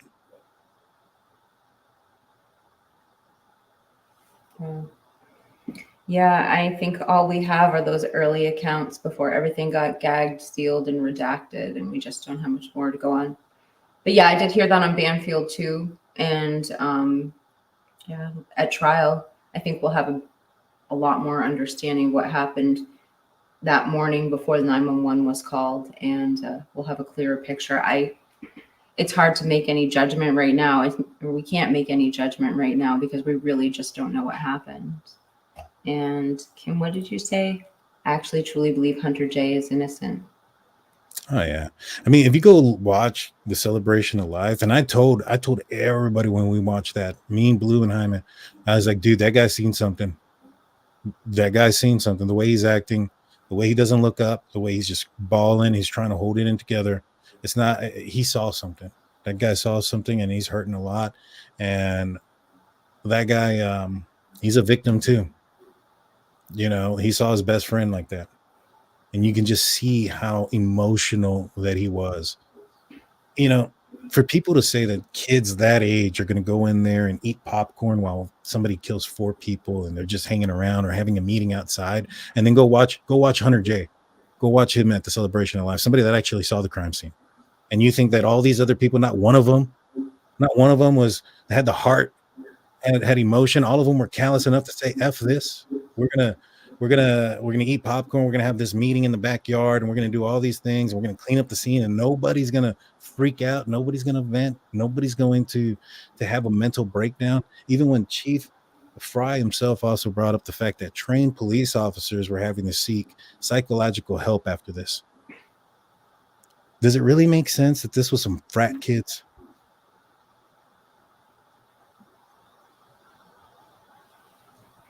You know what I mean? Yeah. You know, so that's why, like, I get, you know, people tell me, yeah, keep an open mind or whatever. I get it, and I have. I'm open to something that I haven't thought of or that we haven't spoken about. Because if it's the same crap, if it's the ex-boyfriend, the fraternity, Brent Kopaka, I don't know, Chief Fry, everybody was transgender in the house, none of that makes sense. None of it makes sense. And you can deduce the information with just a little bit of common sense that those things didn't happen. And so show me something that is plausible. Maybe Bryan Kohberger had an enemy. I mean, that's more than likely the case than, you know, some fraternity guy or ex-boyfriend does this and just so happens to have Bryan Kohberger's DNA on him and just so happens to know when he's driving around by himself and just so happens to do this when his phone is off and just so happens to drive the same car. I mean, I think it'd be more believable if somebody didn't like him and they framed his ass that way. But it'd have to be somebody personal to him. It's not the police. You know, how are the police going to frame him? Like, if they found the DNA sample or the DNA on the sheath and they turned it in and they submitted it into CODIS, and that is in a national database. When did Idaho decide, or University of Idaho decide to tell Moscow Police Department, you're taking too long, go blame this on anybody? And they go and find Bryan Kohberger, and then they go and change the CODIS? They go in there and they manipulate the DNA sample so that it's Bryan Kohberger's and nobody can see that? FBI or any of these other law enforcement agencies that have access to this national database can see the manipulation of the CODIS DNA sequence in there. So the other thing is maybe they went back in time and planted it then. It doesn't make any sense. Like, I understand you want a fairy tale and live in, you know, and I'm not talking about you. I'm talking about some of the things that I get told, you know, and you want to hear that maybe, you know, this happened or that happened, but come with something that's logical and reasonable. Those things don't make sense to me. Well, when I talk about, there are different things I've explored with the story, but when it comes to the DNA, I have a lot of issue talking about that being planted for 3 reasons. I just wrote them down as you're talking, which is, number one, it's the small amount that's there in the awkward place that it is just single source. So it's not mixed with another touch DNA, which is a problem for planting as far as I understand. I know it's not impossible because I've read other cases where touch DNA was left accidentally, but you also have to have friction. And so in the cases that I've seen, like for instance, there was a case in California where they had checked with like a oxygenator on someone's finger. And EMTs had checked this guy's oxygen, his touch DNA got inside the oxygenator, and they then the EMTs reported to a murder scene, and they put the oxygenator on the victim. The transferred DNA got underneath the victim's fingernail, and the person was convicted, but then was exonerated at a later date because they found out he was actually in the hospital at the time of the unaliving, or he was in custody of some sort. Right. But in that case, there had to be friction. And right. And the other thing too is that guy had to be somewhere where EMTs and other people were at. Bryan Kohberger wasn't in a public place. He wasn't in a hospital. He wasn't at the police department. He wasn't at the Boise State, Idaho lab, dabbing it up with forensic guys to get his DNA over there. He was by himself. And if he's innocent, wearing gloves and all those other things aren't something that just so happened to happen November 13th. And it got to the point where police themselves couldn't get DNA from this guy, and they were trying to get his DNA. I highly doubt they were like, oh, we have Bryan Kohberger right here living in this house. Let's go get his dad's DNA instead. No, they couldn't get his. And him being in a supposedly closed park at the time, Walleye Park or wherever. I don't know how many people were there at 4 o'clock in the morning on an icy, cloudy, foggy night, but okay. How was he mixing his DNA with other people that could find itself on the sheath at that moment? And it's on brass too, so it degrades fast. So it couldn't have been on there the day before or the day before that or any of those things, because that's the other thing that people argue about. Oh, it's on brass, so it degrades quick. So yeah, and then the other thing that comes to mind when we have the debate about whether the DNA could have been planted is, why would somebody plant such a small amount of touch DNA when, if you were to try and frame someone, you could put a hair or some other type of DNA, blood? That's where I also feel like if you were to design something, this would be a really difficult planting to design, is what I'm trying to articulate, I guess, in so many words. So I just want to know I agree with your sentiments on that. And the other thing is, like, how does Moscow even know who the hell Bryan Kohberger is? How do they know who he is? He has no affiliation with Moscow or Moscow Police Department. I know some people tell me, oh, it's because he applied to be a police officer. He applied to be in Pullman, not in Moscow. So how does Moscow know who he is? I mean, is it because he got stopped traffic-wise? They're like, oh, man, this guy, he's a terror. We pulled him over for not having a license plate and turning left in a yellow light. We gotta put him behind bars. That's a guy we can't keep out on the street. Forget the guy who, after the murders, who lived down the block or down the street from the girls, who was a convicted murderer, who attempted to stab his wife, and he stabbed himself. That guy, no, that guy's not good for it. But the PhD guy 8 miles away, Bryan Kohberger, that guy runs red lights and doesn't wear a seatbelt, so we got to screw him up. Please. That's a good point. Why Bryan? And I guess I do go back to the police interview, but you bring up a good point. It wasn't the same police department he was interviewing in. He was interviewing for Pullman, not Moscow. Yeah. So, and even at that, if you're going to blame somebody, you're going to go through your application list and not through all the people you've arrested. Come on. That's the part that really drives me up a wall. Like, you have a list of suspects. I mean, let's look at another case where people think that police framed somebody, and that's the Steve Avery case, right? The making a murderer. People believe that they did that. Why? Because he had some kind of personal vendetta with the officer. He had, they knew who he was. He was a problem in the area. He was a common person that had issues. Bryan Kohberger fits absolutely none of those things. None of those things for them to be like, yeah, that's the fall guy. Unless there's something we don't know about him. Yeah, I mean, that's true. I mean, if I guess if Bryan Kohberger threatened the police chief, the FBI director, and the state of Idaho director and said, I'm going to take your jobs or something, so all three of them in cahoots decided to frame him, then maybe, I guess. I didn't mean, but I mean, the only thing that I can think of, if that were the incident, they were trying to target someone. If we're just speaking in hypotheticals here or speaking in general, we know that he allegedly had his problem with H, and he allegedly relapsed twice. So could he be involved in some sort of narcotics over there? So that's the only other reason when we say why Bryan, we do know he has that history.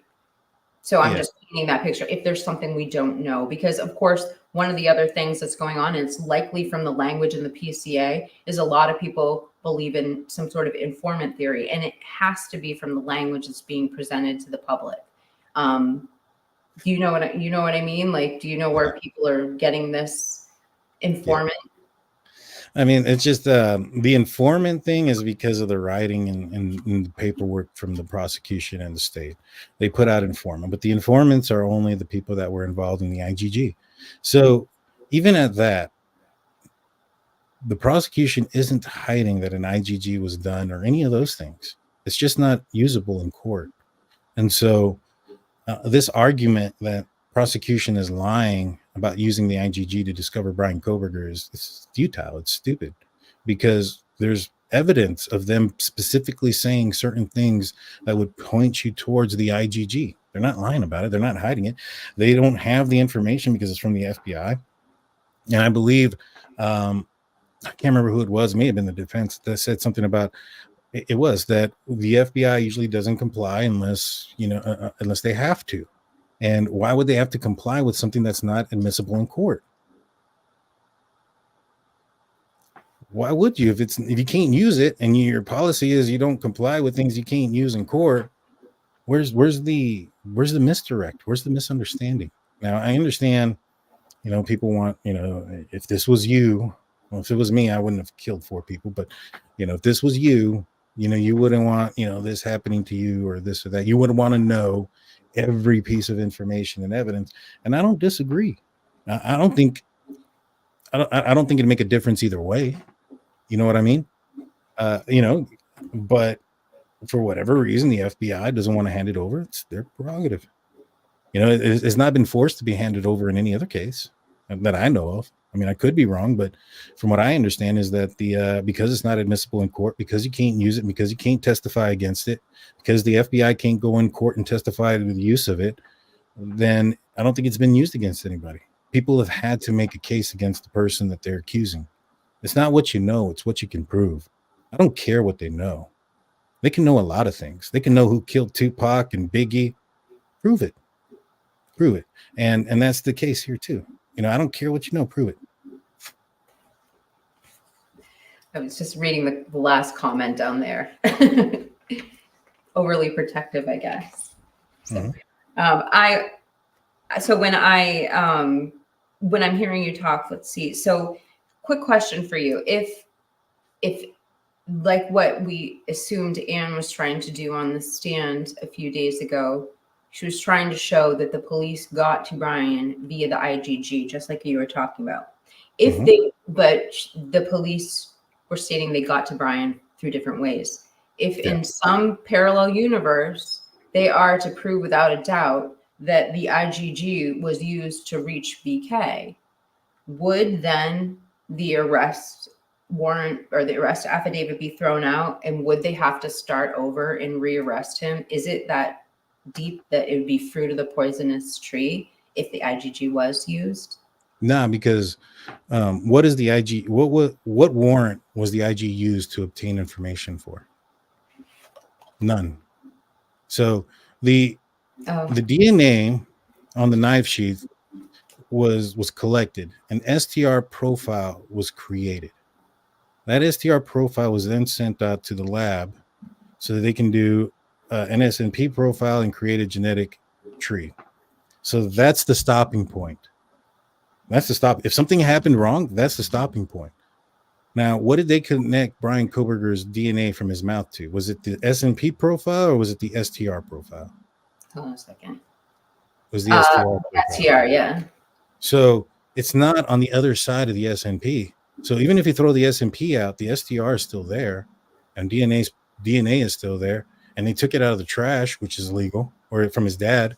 That's legal. That trash pickup from his dad that pointed towards him is enough to get a warrant for his buccal swab.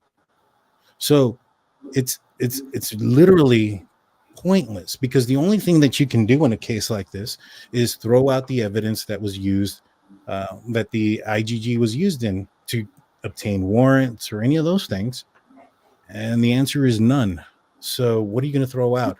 And I even had, you were on there before on the last one where I had the defense's own witness testify that said that the STR profile Has nothing to do with the S&P profile. This was from Gabriela Vargas on Truth and Transparency. I was a guest, and that was the question that was answered. Yeah, when you put it like that, I can see why. When you break it down like that and you separate the STR and the IgG profile, I can see where the arrest warrant wouldn't get thrown out. And I do appreciate you breaking it down, because it's an incredibly confusing subject, just like Right. all of these things we cover. These Right. are complex stories that are hard for our audience to follow, who doesn't have time all day to research these things, and they don't have time to sift through 4-hour live streams to get information. So it's really nice when we have guests like you who are so knowledgeable, who can get really direct to the point and explain these things. So I thank you. Yeah. And that's one of the things that I've been trying to say too. It's like, I'm not arguing the science. I'm not arguing the science on any of these things. I'm not arguing the science of the IgG or the defense's witness that's saying that, this is what happens or this is what does. My argument is, what does it matter? How is it going to affect the court? How is it going to affect the trial? Is it going to be usable or not usable? Is any evidence that's attached to it usable or not? I don't care about what or when or why. I'm not the judge. I'm not the prosecution. I'm not the defense attorney. I'm not a juror. You know what I'm saying? So I for me personally, I don't care about any of those things. I just care solely on, is this going to affect the trial or is it not? And when it comes to the IgG, I don't know about all the science behind it. What I do know is that the fruit of the poisonous tree starts at a certain point, and that this doesn't fall into where it's going to take out the DNA. And so that's where I argue it. And then when it comes to like Cy-Ray, my argument isn't the pings or the data or the map info. I don't know any of those things. I couldn't do any of those things.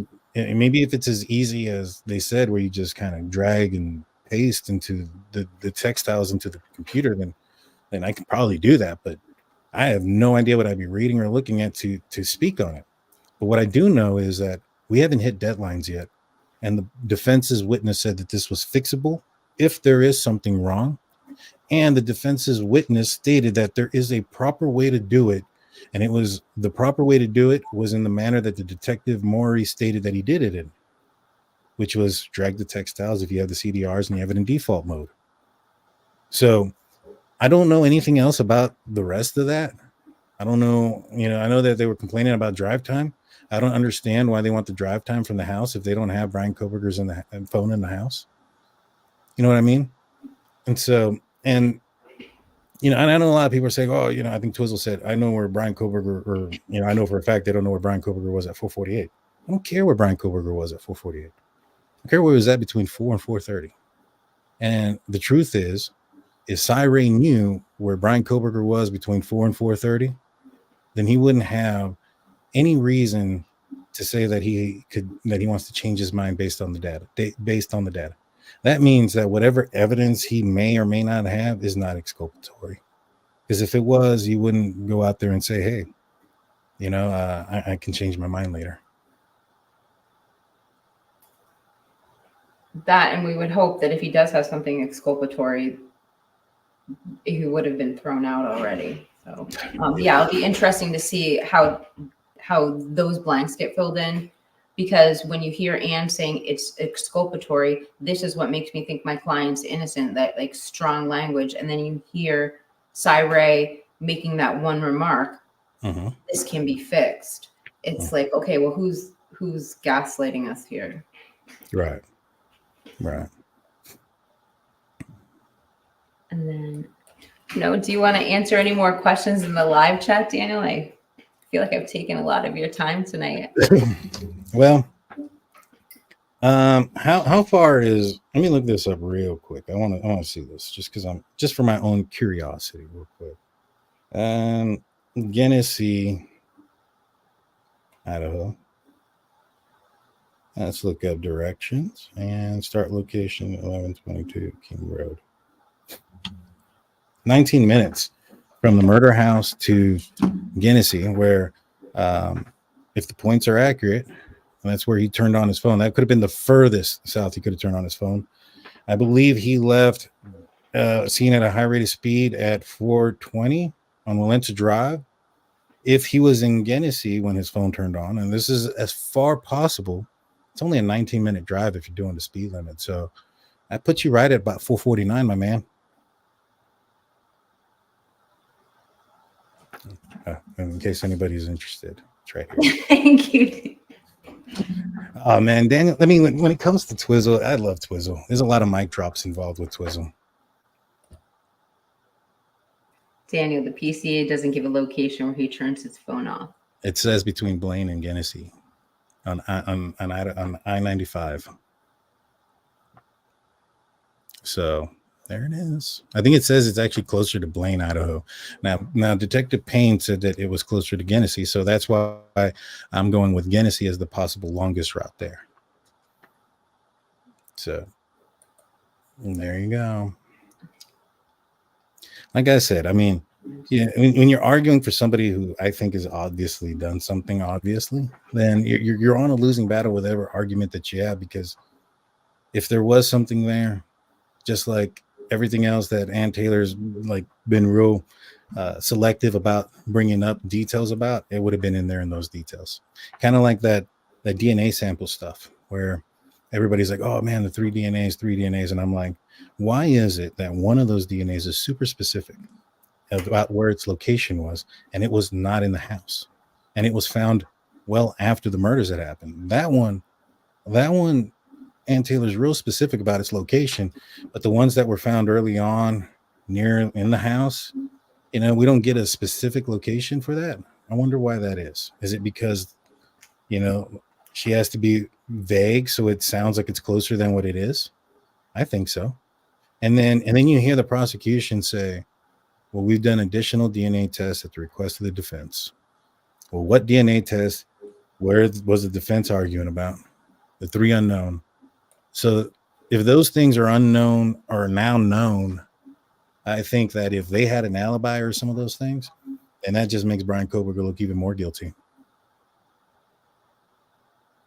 And I feel like we'd have, if there were unknown DNA, if they haven't identified those yet, I don't see how we wouldn't have had a hearing at this point about that.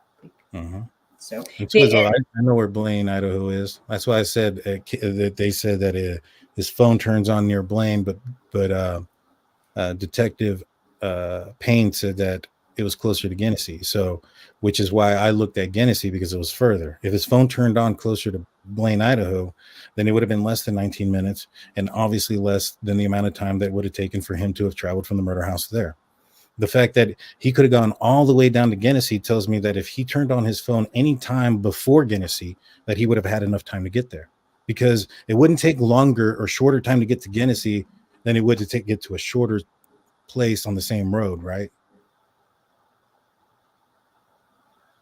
Right. Like if I'm going to, this isn't how you get there, but if I'm going to, Houston from San Antonio to Dallas, and Dallas was the furthest spot, I mean, would it make sense if I said that I got to Dallas quicker than I got to Houston? No, that doesn't make any sense.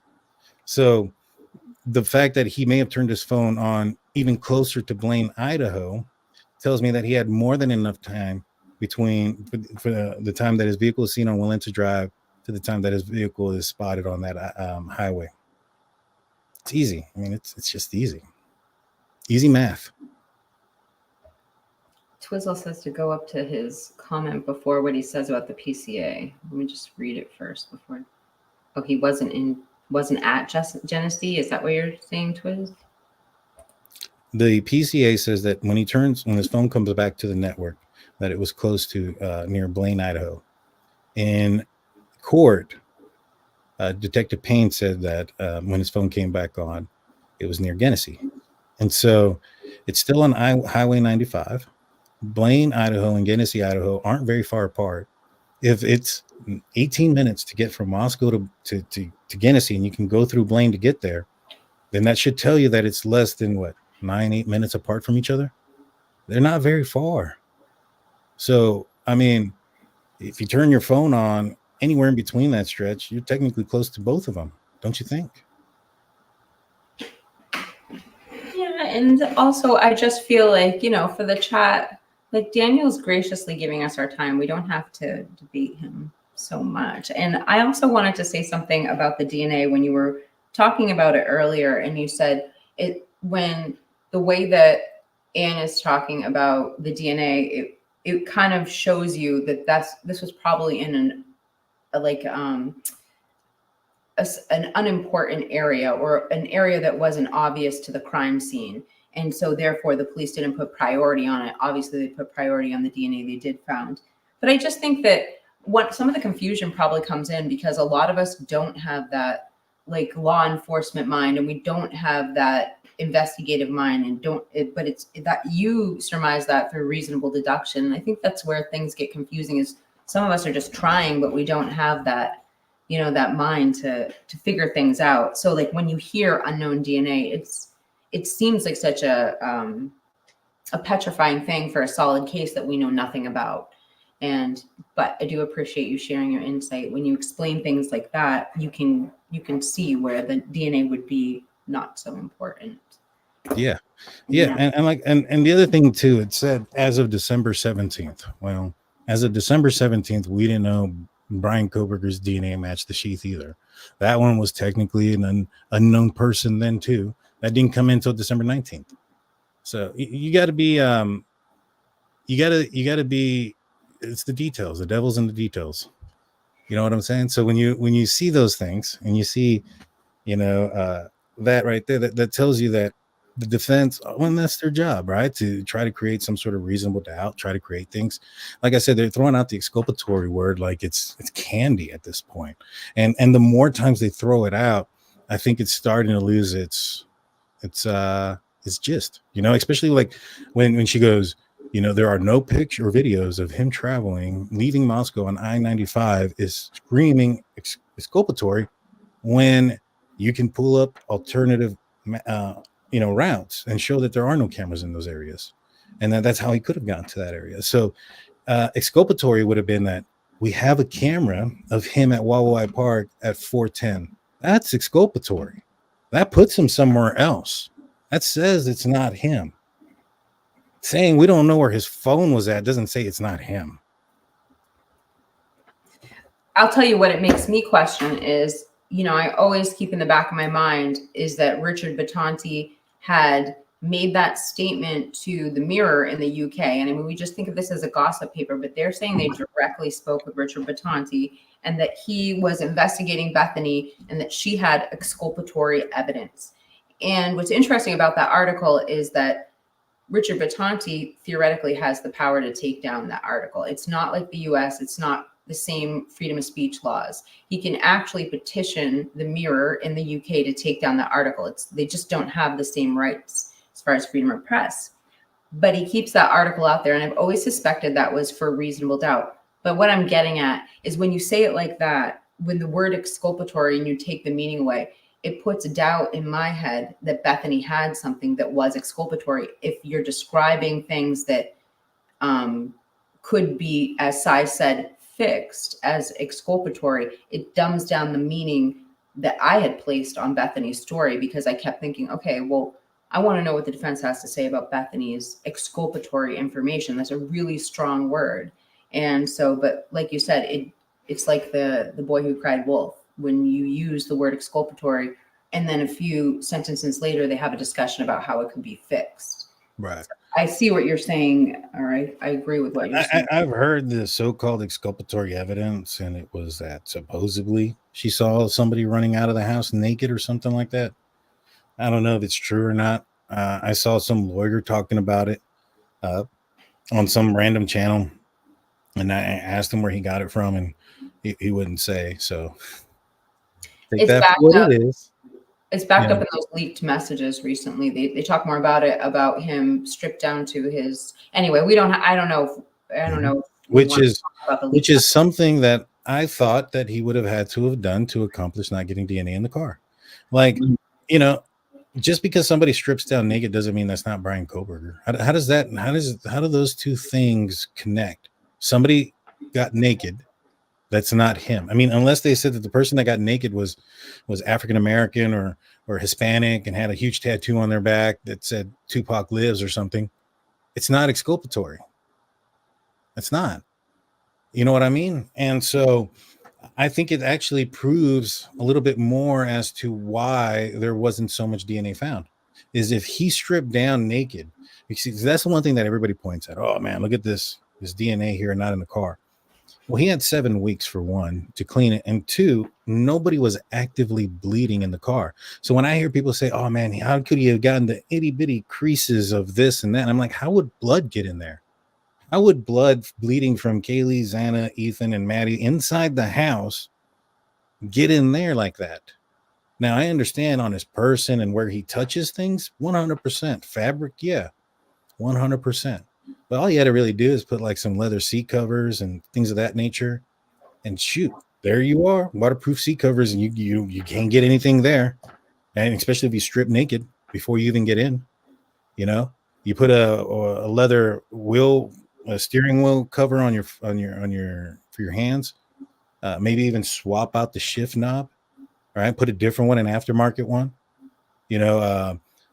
Plug in your seat belt from behind the seat, so that way it's plugged in, so it's not dinging or any of those things, and you have it plugged in behind the seat, so that way it doesn't get on your person either when you sit inside.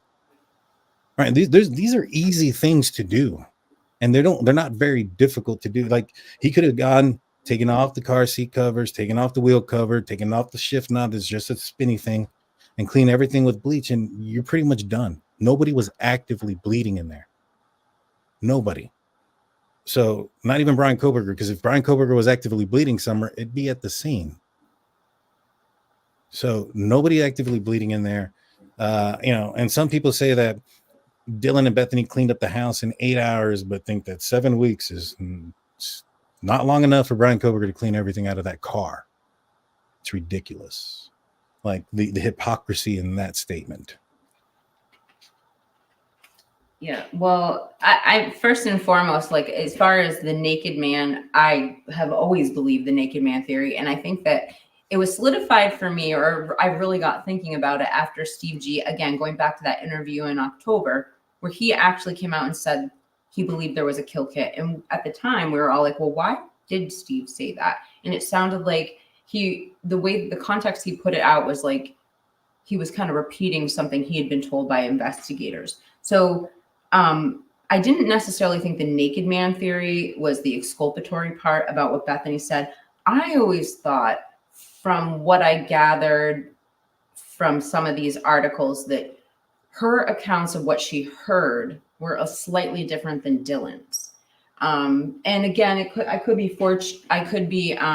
influenced by, like, just hearsay, but I believe I heard that she thought she heard multiple men upstairs fighting. So anyway, I thought the exculpatory part was just having something different than what Dylan heard. But here's the thing is, we're just speculating. There's no way for us to really know. So, but we just know that Batanti was the one who used that language very strongly and was quoted in the Mirror saying that Bethany had something exculpatory, although he didn't say what it was.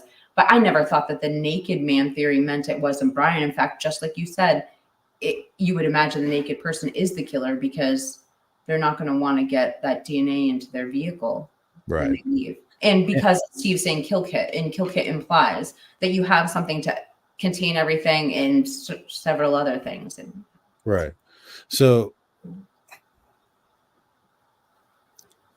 as far as two men fighting or whatever, if it's different than when Dylan heard, Dylan was down the hallway. Bethany was right underneath that room where there was another male, Ethan.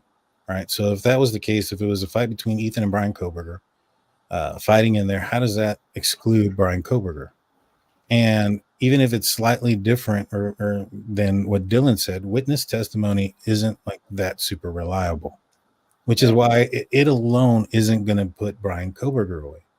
Now, it doesn't exclude him, right? It'd be one thing if Dylan said that she saw, a Hispanic male, 5'5", 130 pounds. Well, that excludes Bryan Kohberger, right? So that's the part where this takes into play. Does it exclude him or does it not? And so, you have the DNA in the house too, on the murder weapon that the murderer brought, or not on the murder weapon, but on the murder sheath that was holding the murder weapon that the murderer brought into the house. So his DNA is not in a common area. It's not on a stairway. It's not on a wall where people walk by. It's not on a doorknob or any of those type of things. It's the only thing that it's on is the one item that the killer brought in from outside. I think that's pretty powerful, to be honest with you. you know, especially when you find out there's no DNA anywhere else, like on the bodies or any of those type of things under the nails. And lastly, if there was this fight that that is claimed to have been happening, if it happened in Ethan's room, that's the same room where the camera was 50 feet away from that picked up voices, a thud, a dog barking, but no screams, no punching, no throwing up against things, no yelling, kicking on the wall, on the floor for survival. None of those things are being discussed in the PCA. So I would tend to believe that was probably unlikely. No, that camera, we hear that camera was set off by outside forces, though not by what was going on in the house. Wasn't it? That camera, there's a video screenshot of that camera of 1112 King Road at 156. And the reason why that screenshot was released is because Steve has that video, and from my understanding, and what he wanted to debunk was the Linda Lane noises. So there's some noises in the Linda Lane footage, and he wanted to say that, hey, we got this footage, and none of those noises are at 2 o'clock or 3 o'clock. So unless that cat is pissing for 3 hours straight, I highly doubt that that's what's setting it off. Okay. Yeah, I heard that too. But if they have surveillance video and stuff for that much time period straight, I'm fairly positive it wasn't set off by something else. That's a good point. I didn't think of that. Yeah. Obviously, there's just so much that we don't understand. But when we talk to somebody who's taking the time to actually look at all this evidence, it really helps, particularly with the cameras, because I hadn't thought of that before too. And I don't know where we all heard that it was because the cat knocked over the trash can. But I heard it on Reddit that a cat was taking a pee on a balcony, and that's what set it off. And then you could hear a scream. That's what I heard. That you could hear Kaylee screaming, and that scream is what forced Bryan Kohberger to run out, or whoever committed this crime to run out.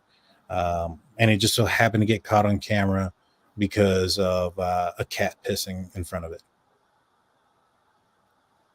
Yep, I got that information too. I looked at it and I was like, okay. I was like, there's nothing I can do with it. You know what I mean? I can't prove it, one way or the other. So, I was like, all right, this is what it is. And then when the PCA came out, and then that screenshot came out at 11:12, and I got the information behind it. I was like, all right, well, that's debunked. I mean, it's flat out debunked. And so, I crossed that one out as a possibility. So, that camera is going for 3 hours straight. The camera that we thought was motion detection is going for 3 hours straight. I would say it's very much similar to it's not the same place, but in the Linda Lane footage, it's going for several hours straight with audio. Okay, because I was thinking, because the one we reviewed last night with the BMW X6, that footage, I haven't seen a lot of constant footage of that. I've only seen a few scenes, like the person putting something in the dumpster, the cat going by, the BMW turning around. But you're saying that camera was going straight. Am I getting that right? That was the camera. The 1112 King Road residence camera was going straight. The Linda Lane footage camera was going straight. Like those cameras, they're straight. Like they're recording, and because this happened so I guess relatively soon, and you can save it.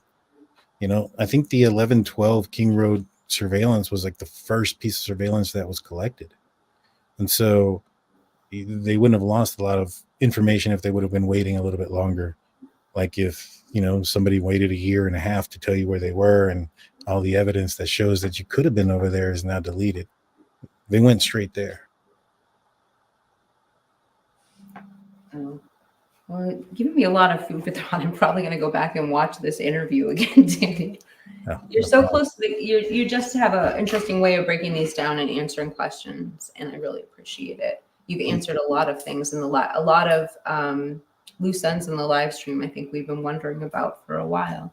Yeah, when I look at the case, I have this weird thing, and I tell people, like my daughter, my oldest daughter's autistic, and my nephew's autistic. I'm like, maybe I'm somewhere on the spectrum too. I don't know, but when it comes to like this case, I got deeply involved. But I look at every aspect of it. You know, when somebody tells me like, hey, you know, is this possible? Is it going to answer the first question, the big question? Maybe. But does it answer all the little questions that we know? And that's what I try to process when somebody comes up with a theory or thought or evidence comes in.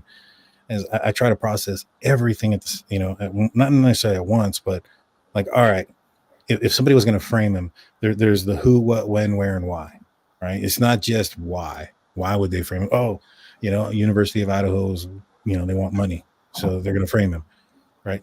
That doesn't answer like who did it, when did they choose to do this, why did they choose to do this, like I mean, or that one, but like how did they choose to change his DNA and CODIS? Like there's more questions to ask out of one theory. And to me, if you get to a point where it no longer makes sense, like police changing or planting the DNA on the sheath, like once you get to a point where it's impossible for them to go in there and manipulate CODIS, then you should scratch that theory off. There's no point in going back to it just to bring it up. You know what I mean? I do know what you mean. There's lots of things I've debunked and moved on, and yeah, I don't. No, I've seen not you. Another channel I was on that was extremely rude to me. You know, they were like, "Man, there's so many possibilities. You have this, and this," and I'm like, "What? You can deduce a lot of things and show that those things are improbable or unlikely, but yet you still carry them around as possibilities, even though many of them are impossibilities." Like manipulating CODIS without any law enforcement agency in the nation, including federal, not notice it. I think what really, the one thing that I find myself pushing back on a lot, that I hear from a lot of different people, not other creators, just people in general watching the case, is that the case is really weak. And I always pause when I hear that, because I mean, it's just coming to terms with the fact, and I've had to come to terms with the fact when I started watching this case, that I know nothing about what actually the case is. Mm-hmm. And we had it gagged, sealed, and redacted before we could even really know what this, we barely know anything. The things that we're seeing in these hearings, they're not the entire case. They're not the bombshells. And I think Gia always says to me, you know, on our podcast, once we see all that evidence, our mouths are just going to drop open when we see what they're actually working with, because we wouldn't know what we wouldn't know what cards they're going to play at trial right now. We wouldn't know their strongest cards. So I can tell you a lot of them. I mean, you have a lot of people who are going to come forward and talk about the disturbing behaviors that they have associated with him. You're going to have a lot of people coming up and talking about how, you know, he's followed them in certain situations, maybe even potentially stalked them. Now, these aren't the victims. These are other people that he was associated with, all the way going back to Northampton University or community college. I apologize.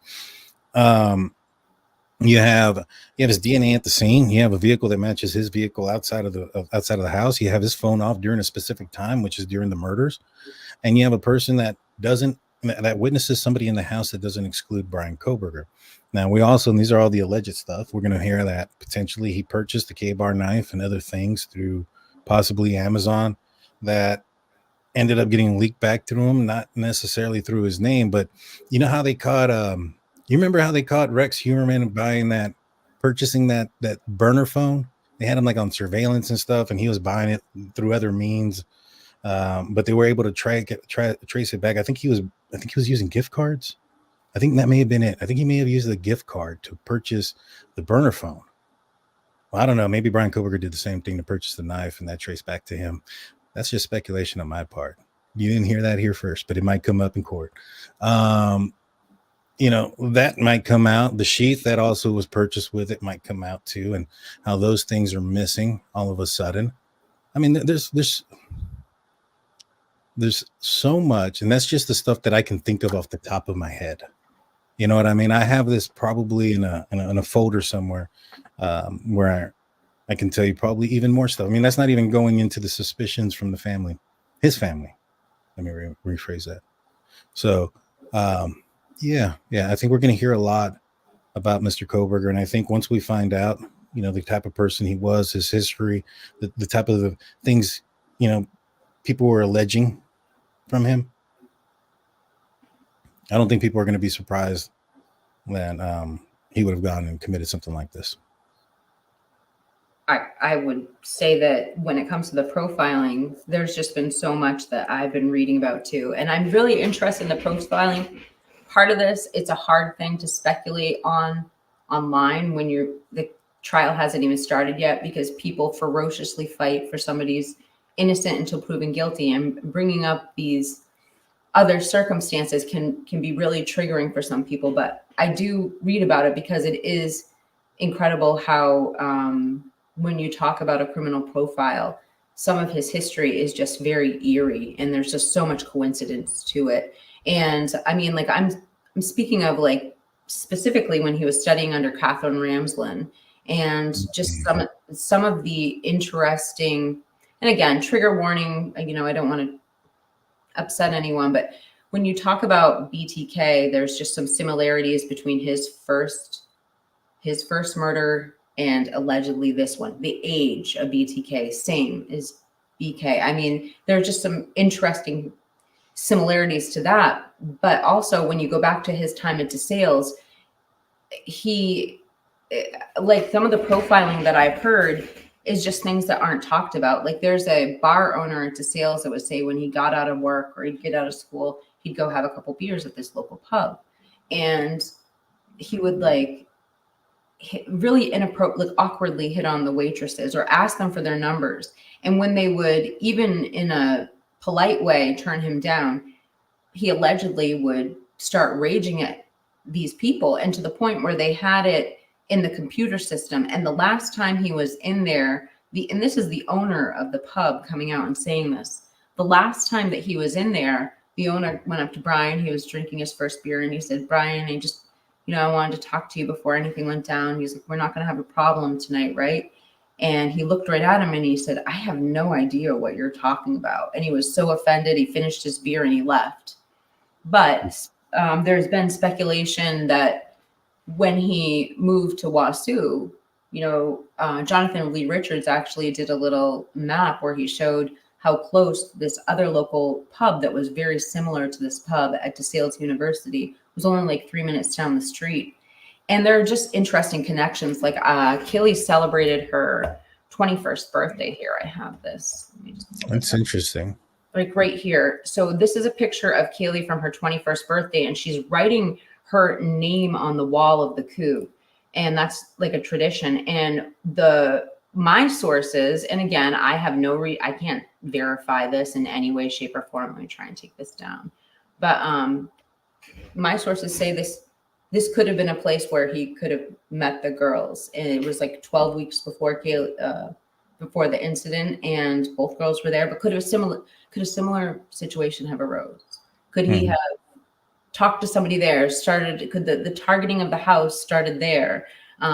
We always are looking for a connection, but these campuses were so close and these communities were so intertwined. And WSU mom Kim actually talked about the Coug on my show. She says it's a place everybody goes. And so I don't know. There's those. You read an article on your show the other night about Bryan when he was in a vocational high school. And it was just such an interesting story because as a junior, he ended up getting reprimanded, and they don't say exactly what he did, but a group of women approached administration, a group of girls going to school there, and it was kind of like a him or me situation.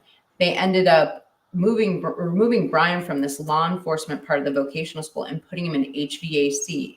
And he ended up not coming back for his senior year. But the interesting quote at the end of that article, as you know, is the administrator said, "Well, now that we know what he's done, looking back at what happened, it makes sense."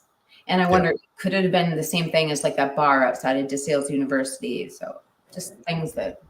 Well, I've heard he's had a lot of allegations of following and stalking, like not just these victims. And I want to preference that I know Bill Thompson said that there was no evidence of him stalking, but when it came down to the paperwork that was referenced in reference to that court hearing, he was referencing online social media stalking. That's exactly what he had said in his paperwork.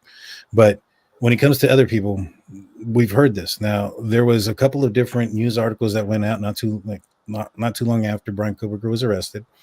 And one of them referenced the ID cards in the glove and inside of a box and these things.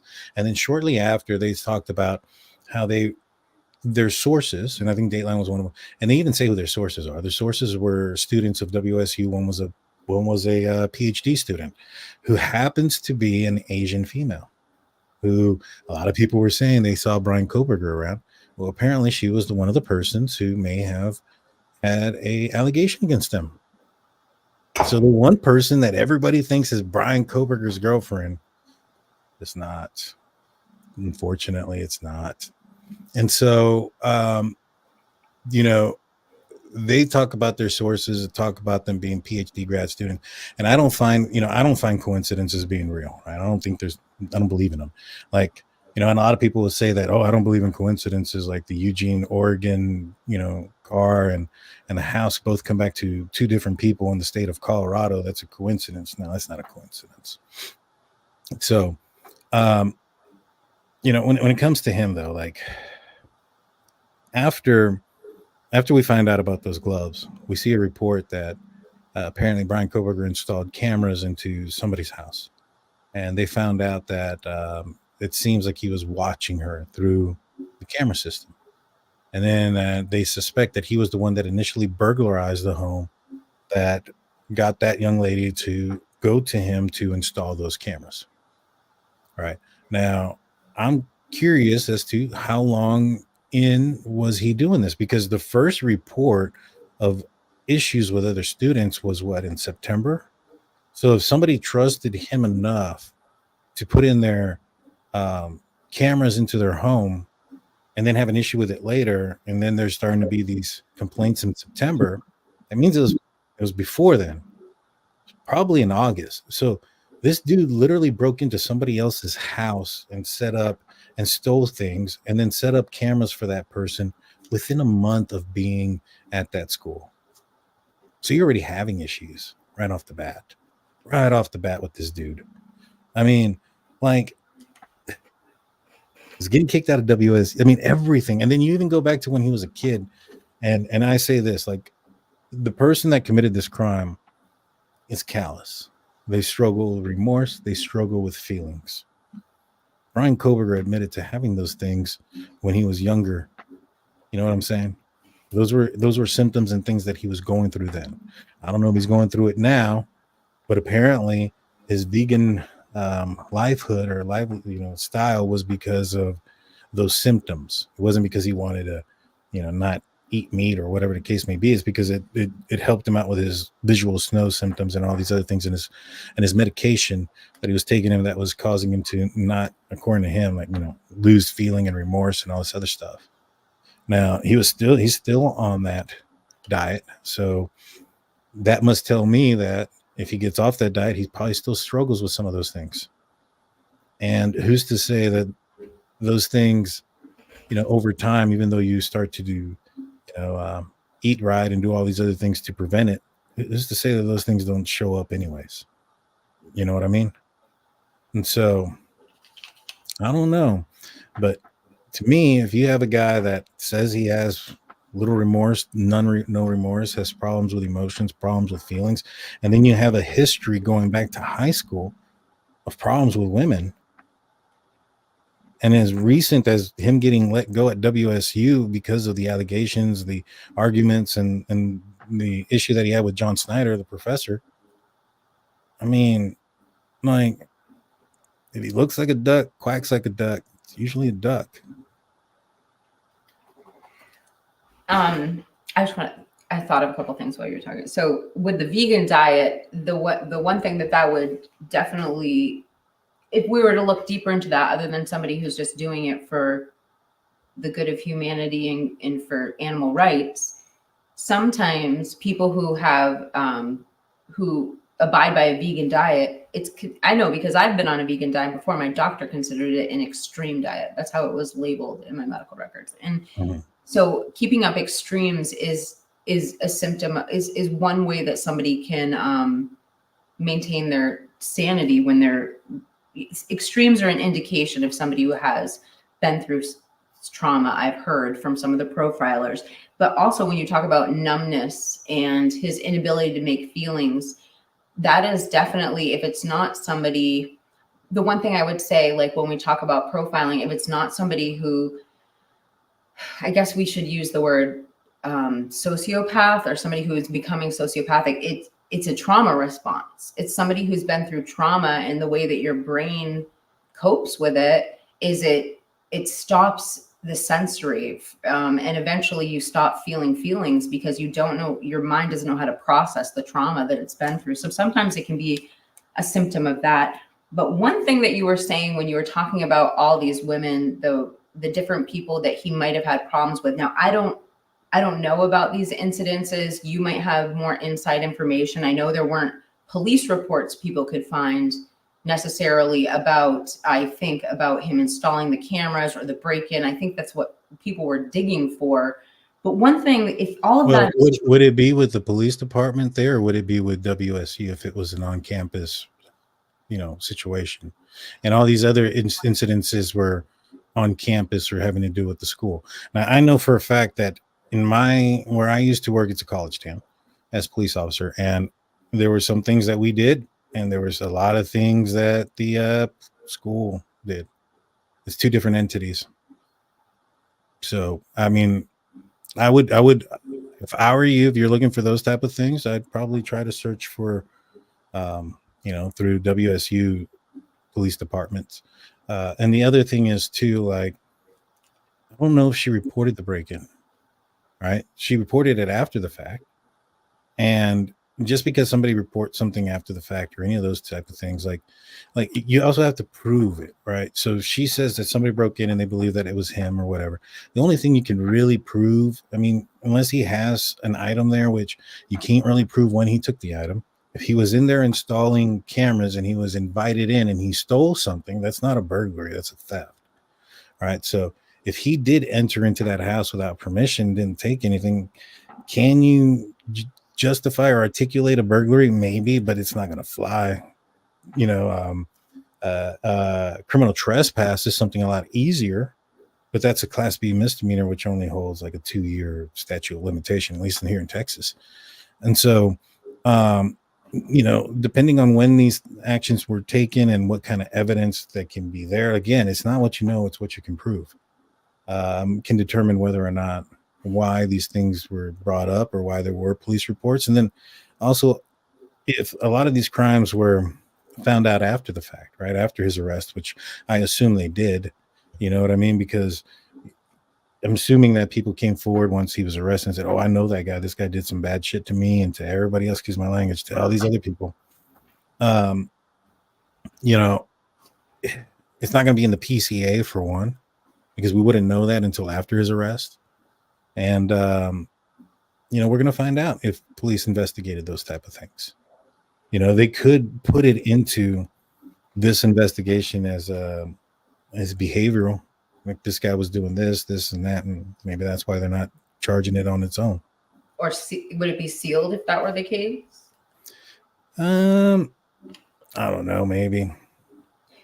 Well, either way, when you were talking about that, what it kind of was, the thought that it was sparking in my head was, if that's true, then that would explain escalation, which is so hard to understand why somebody would spree kill this way without an escalation period. But what you mentioned would not only, again, we don't want to use the legal term stalking, but there would be surveillance and there would be voyeurism. And those two things are part of the escalation that usually you see for a spree killer. So, I mean, we're just going back to the profiling because it's just a subject that I knew. What you're saying adds to things I'd never heard during the escalation period. I've heard other things that I've added to that, but particularly the voyeurism, because you don't hear of somebody doing something like this without that escalation period usually. And then back to that same subject, if you did have someone committing a spree killing and they had an escalation period, it's now been again, just back to the profiling aspect, why hasn't there been another killing spree since then? Yeah. No, yeah. Yeah. Not something that somebody could turn off, you know, and I do know there are alternative theories out there that it wasn't that, but that's what I think is if they don't, that's one thing I would want to know when you think about the profile of a killer or somebody who could commit a crime like this, how could they stop? Yeah. I mean, and the other thing too, I mean, the other people that he was stalking and didn't care about, like as far as following them, maybe online on social, on social media, but also like, I don't know, maybe he may have had like their locations of other women somehow. And, you know, if he had those things, those could have been things like to practice for the big event, right? Because there's evidence and there's proof of him there and doing these things. And then he finds, you know, the unfortunate folks that ended up getting the, you know, the bad end of this. And that's when he puts it into practice, you know, all the stuff that he's learned and done. I mean, that's one reason why I think that could also answer why a lot of people say that, man, you know, this sounds like somebody who's done it before, because, you know, little evidence was left behind or whatever that they think. We don't know all the evidence. We know a fraction. What we know is that they have like 51 terabytes worth of crap. Now, I know that not all 51 terabytes is evidence, but when you have a 19-page vague, and let me rephrase that again, vague 19-page probable cause affidavit that's not everything, that's usually an indication of a lot of evidence. You know, a smaller probable cause affidavit would probably be a result of a smaller amount of evidence. The larger the PCA, the larger the amount of evidence. Plus, there's just so many things I think that, I mean, I know what you're saying, there is a lot of strong evidence. I still think there's things that we're going to hear about that we don't know. Things that I do think that there's more, but I mean, one of the things that I saw, not to go off subject or anything, but when I've been seeing recently pictures of the evidence, people showing me old pictures. And for instance, I saw evidence marker number 4 recently that I'd never seen before, which is allegedly a diagram of the house. Oh, I mean, things like that I've never seen before. It's we have that. Let me see that. I've never seen that. I'll put one up. I have a couple pictures of it, but this is the best one. Oh, and I have seen it closer. I think 12 gauge has a closer one where you actually see the picture of the house and then there's initials. And the initials were so obvious that WSU Mom Kim was watching when we originally looked at it, and she was able to spell out all the initials in the live chat. So there is a clearer picture. I just haven't found it yet. So maybe I'll ask 12 again. I think I have that picture. I'll go and see if I hadn't paid attention too close to it. I looked at the footprint and said, well, I mean, that could be anybody's. Then I passed it. So yeah, the footprint. I didn't look at the card in his hand. That's my bad. I should have. I do got to get off here pretty soon though. Yeah. Well, I think I've kept you for a long time anyway. Thank you so much for being here. I want to put your handle up just so everybody who doesn't know knows where to go to find you. Hold on, I just had it. I don't know where it is now. Here we go. I don't know what happened. Sorry about that. Oops. Well, there you go. There's the Drunk Turkey Show. If you guys want to go visit Daniel, he's been really gracious with his time tonight. He also had me on last Friday, and so I'm glad I was able to return the favor. And do you have anything special coming up this week you want to tell our audience about that they could go look for? Not sure yet. I know we're going to do a live tomorrow. I'm trying to figure out what it is yet. We'll see. I messaged Steve earlier, see if he's willing to come on sometime this week or next week. So hopefully that'll happen. I want to get his thoughts on, you know, where these hearings have gone, you know, the defense's tactics, the prosecution's tactics, what they've done, and things of that nature. And so I also want to ask him about an upcoming article that I just found out about and see what his thoughts are. Sounds good. Well, you'll have to keep us posted. And if you are having him on, I will repost it on my channel for everyone to go watch, and I'll definitely be there. That sounds great. And thank you so much. Thank you everyone for being here. We know you could be anywhere tonight, so I'm glad you chose to be here with me. And I hope you have a great day. Thanks, Daniel. Thank you.